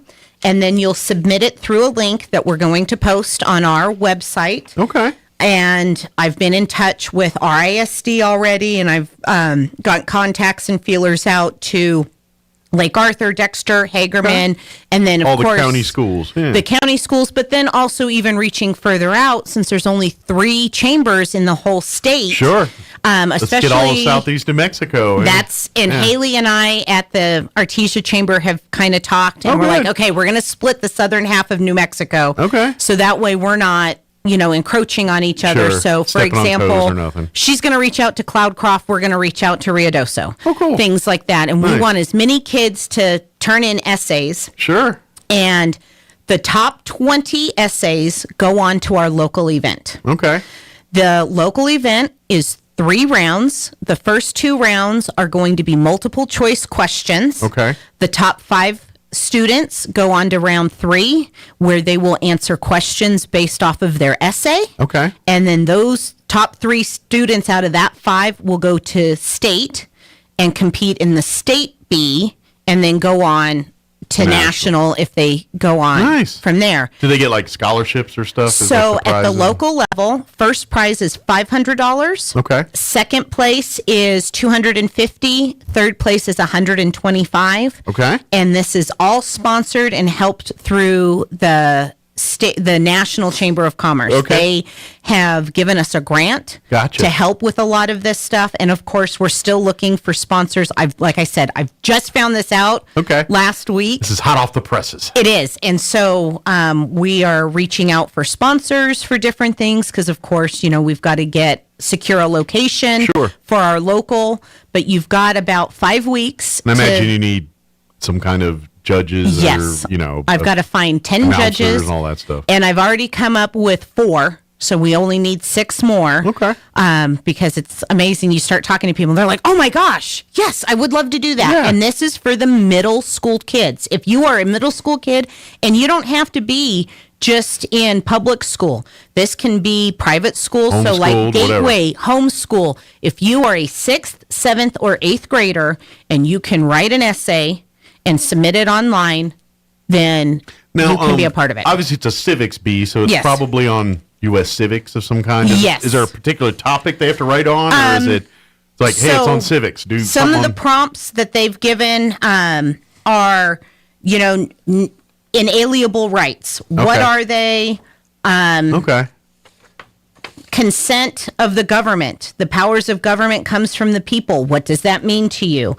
Rule of law, Gotcha. separation of powers. So on our website, there's going to be a link, and there's all this information. So it's almost a little bit like on constitutional, why Kind it's of. done this way, and Private are we property. doing it right, kind of thing. That's where your essays Yeah, go. civic Okay. virtues, so there's different ideas. And like I said, we're reaching out to the schools as well, because then the social studies and civics teachers can help these students Sure. also kind of write. And they may have already written something Yeah. that is just needs to be honed and then submitted. And I guess once they get to the bowl part, where it's the multiple choice and all, then it's questions like, how many years does a senator serve? How many years? I'm sure. How many representatives are in the House of Representatives? And How many- National gives Yeah. me all of that stuff. I don't have to create one thing. You don't have to get smart all of a sudden. No, and it's because I'll be honest, I kind of freaked out at first. I was like, I want to do this. Sure. This is something, I love kids. I love education. I want to help further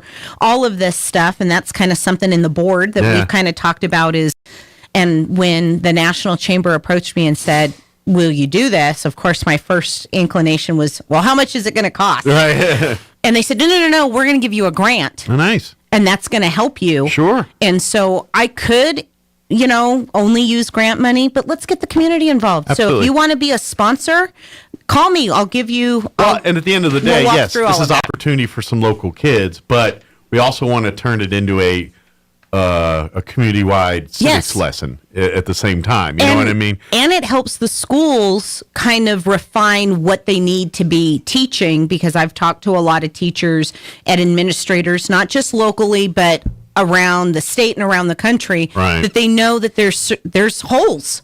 There's holes out there. I mean, Sure. you can go watch any one of those late night talk show hosts that say, hey, we're going to go ask 3 questions of, Joe on the street, and they can't even. Yeah. Who's the vice president? Exactly. Who's the president? Yeah. What does this mean? Yeah. And something that I think is easy is not so easy Sure. anymore. Yeah. But it is a responsibility of Yes. all Americans. If you're a U.S. citizen and an American citizen, it is a bit of a responsibility for you to be aware of these things. Know your laws. Know who's representing you. Know it is sure you're not going to jail if you don't know it. But you know what? You're not really being a good citizen or being a good neighbor or being a Exactly. good, because you get to vote. You get a say in decisions on here. And if you go in blind, you're worse than Yes. people that are go in with an opinion, because people with opinion, at least they're going to their passions and what they believe in, and that's what America's about. Absolutely. Clown shoes that don't care, that just vote because Because there's he's cute, or I like that sign. Yeah, you're I would say traitors, but yeah, the way I look at you, you're not far from it. The way I see it, Exactly. You're a problem. So essays are due February 24th. So you've got some time. We'll have our link up on our website by the end of the week, so people can students can start to submit their essays. But we have plenty of time. Mm-hmm. And then once submissions are closed, then our judges will be assigned these essays, and they have a rubric. They've got their criteria that they've got to go through to be able to read these essays and grade them. Sure. And the top 20 kids will go to our live event. We don't have the date or the location secured on that yet, because I'm working with a couple different places to see if it's available. Like I said, this is still in the early stages. And we so have time, not a ton details. of time, but we have time. So we are moving quickly.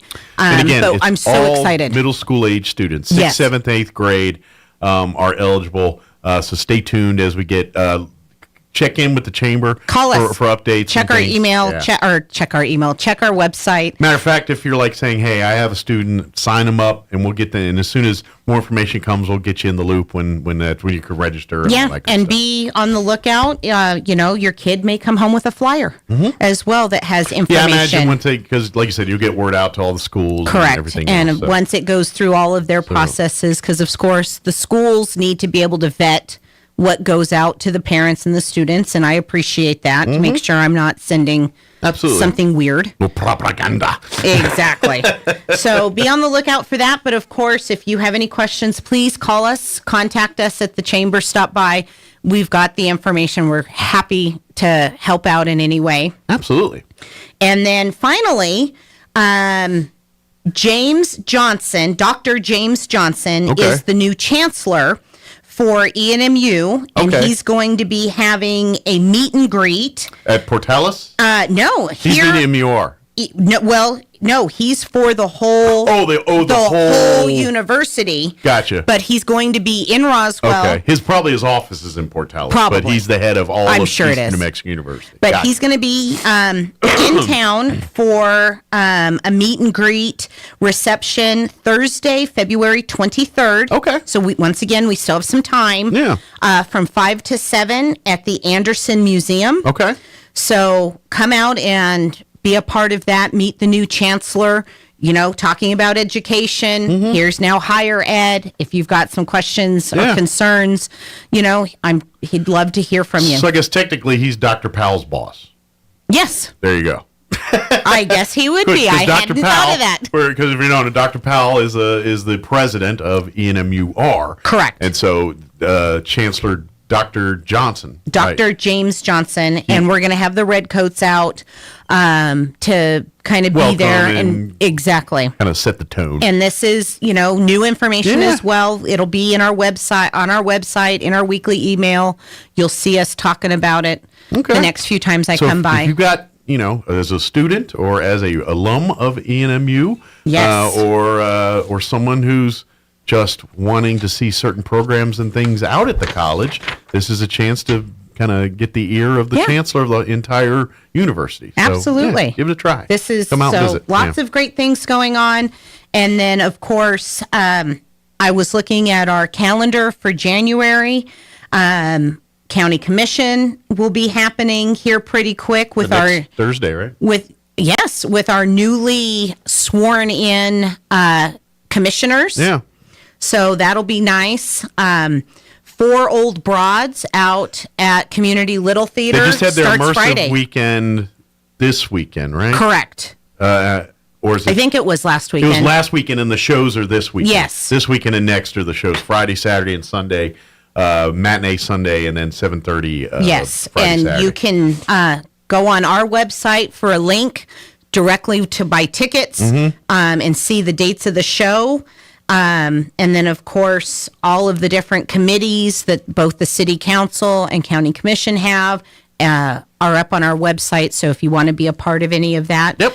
And then just once again, if you are a community member, if you are a business, if you are one of our members and you want something to be put on our calendar because you have a hiring event, because you've got a really cool something going on, a grand opening or whatever, call us, let us know, and we'll get it up on our calendar so everybody knows what's going on. That's the other part of the chamber. When they're not representing you from business perspectives in Santa Fe, they're here networking businesses and getting people on the same page so we can all prosper as businesses together. Absolutely. And share and network. And, hey, that's the whole point of the chamber. That's right. And we may not be able to do, as much, say, for a bigger corporation that has more people, a bigger facility, maybe more dollars, but you just want to be a part of the community because being a member of the Chamber of Commerce helps all of our smaller businesses, our mom and pop businesses, our local businesses. Yep. That's where we can really help, some of these businesses that are 1 or 2 or 3 employees that are, just trying to survive. They're just trying to be in business. That's right. Hey, we open at 8, we close at 5. I'm just trying to keep the doors open. Exactly. Right now. Yeah. And that's where the chamber can come in. Like I said, with this SHRM HR Compliance and Well-Being Conference that we're going to be having in March, we can help you with that. We can give you those tools. We can help you with marketing, because with our website, you as a member get access to your member page where you could potentially go all the way up to being able to have kind of your own landing page on our website. So if you don't have the time, the resources, the ability to create your own website, well, we've got a place for you to be able to showcase your business. Like, that is the whole purpose of the chamber, is for us to help you showcase your business, tell people who you are, that you exist, and what you do. Yeah, absolutely. So take advantage of it. That's what right. It's there. And it doesn't have to just be retail. If you have a service that you do, people are always looking for different services in town. Absolutely. Nonprofits, businesses, we make connections everywhere. Oh, I just got a request the other day. What are all the nonprofit organizations in town? Because I'm looking for something to be a part of. Okay. And so I love those people. I love those people too. Yeah. So, it was very easy for me to rattle off, I'd say probably a good 2/3 of the organizations in town. But I realized I didn't have everybody. I didn't have everybody's contact. And so I had to go and find all of that information. That's right. And now we have that list to be able to go on to other people. And of course, I always ask, you want to be a part of an organization? Okay, well, what are you into? Do you want to do more faith-based stuff? Do you want to do something with the kids? Do you want to do something with the elderly? Yeah. Do you want to help domestic violence? Whatever exactly. it is, we got you and covered. So we can kind of hone it in, and I can give you 2 or 3 really good instead of 35. Sure. Narrow it down to something that would be more personalized. So come by the chamber. Call the chamber. Give out the phone number. 575-623-5695. Or we're located at 131 West 2nd, right off of basically Richardson and 2nd. We've got that big, beautiful alien mural. If you see one of our vehicles out front, we're there. So just ring the doorbell and we'll come help you out. Absolutely. And then, of course, the website as well. You can go there. RoswellNM.org. Yep. And Facebook and Instagram, too. Absolutely. Yeah. Well, thank you, ma'am. Appreciate your visit as always. We'll see you in a couple weeks. And sounds like start putting your civics caps on out there. That's right. And let's get I'm excited. Start getting teams signed up or kids signed up and everything else. Absolutely. It is 9:56. Let's do a quick news update and commercials before we go. Don't go away. Now your Pecos Valley News Update. I'm Jared Cirillo. Our top story today. Eddy County Assessor Rhonda Hatch is confirming that her office sent out more than 1,100 business personal property tax forms this month. That represents about 325 new businesses over the previous year. And because of that, Hatch says she expects to see an increase in tax revenues for the year. If so, it would be the 3rd year in a row for increased business personal property taxes. Additionally, Hatch said more than 4,100 postcards seeking mobile home information were mailed out this month. That would also be an increase. State Senate Finance Chair George Munoz filing for more than $51 million over the next 4 years in state funding for the Roswell Air Center. The funding, a portion of the total $309 million in airport improvement projects. The filing also includes funding for smaller airports in Carlsbad, Lovington, and Artesia. You're up to date. I'm Jared Cirillo reporting. This is the owner of Trustmark Roofing, and nothing makes us happier than telling our customers no.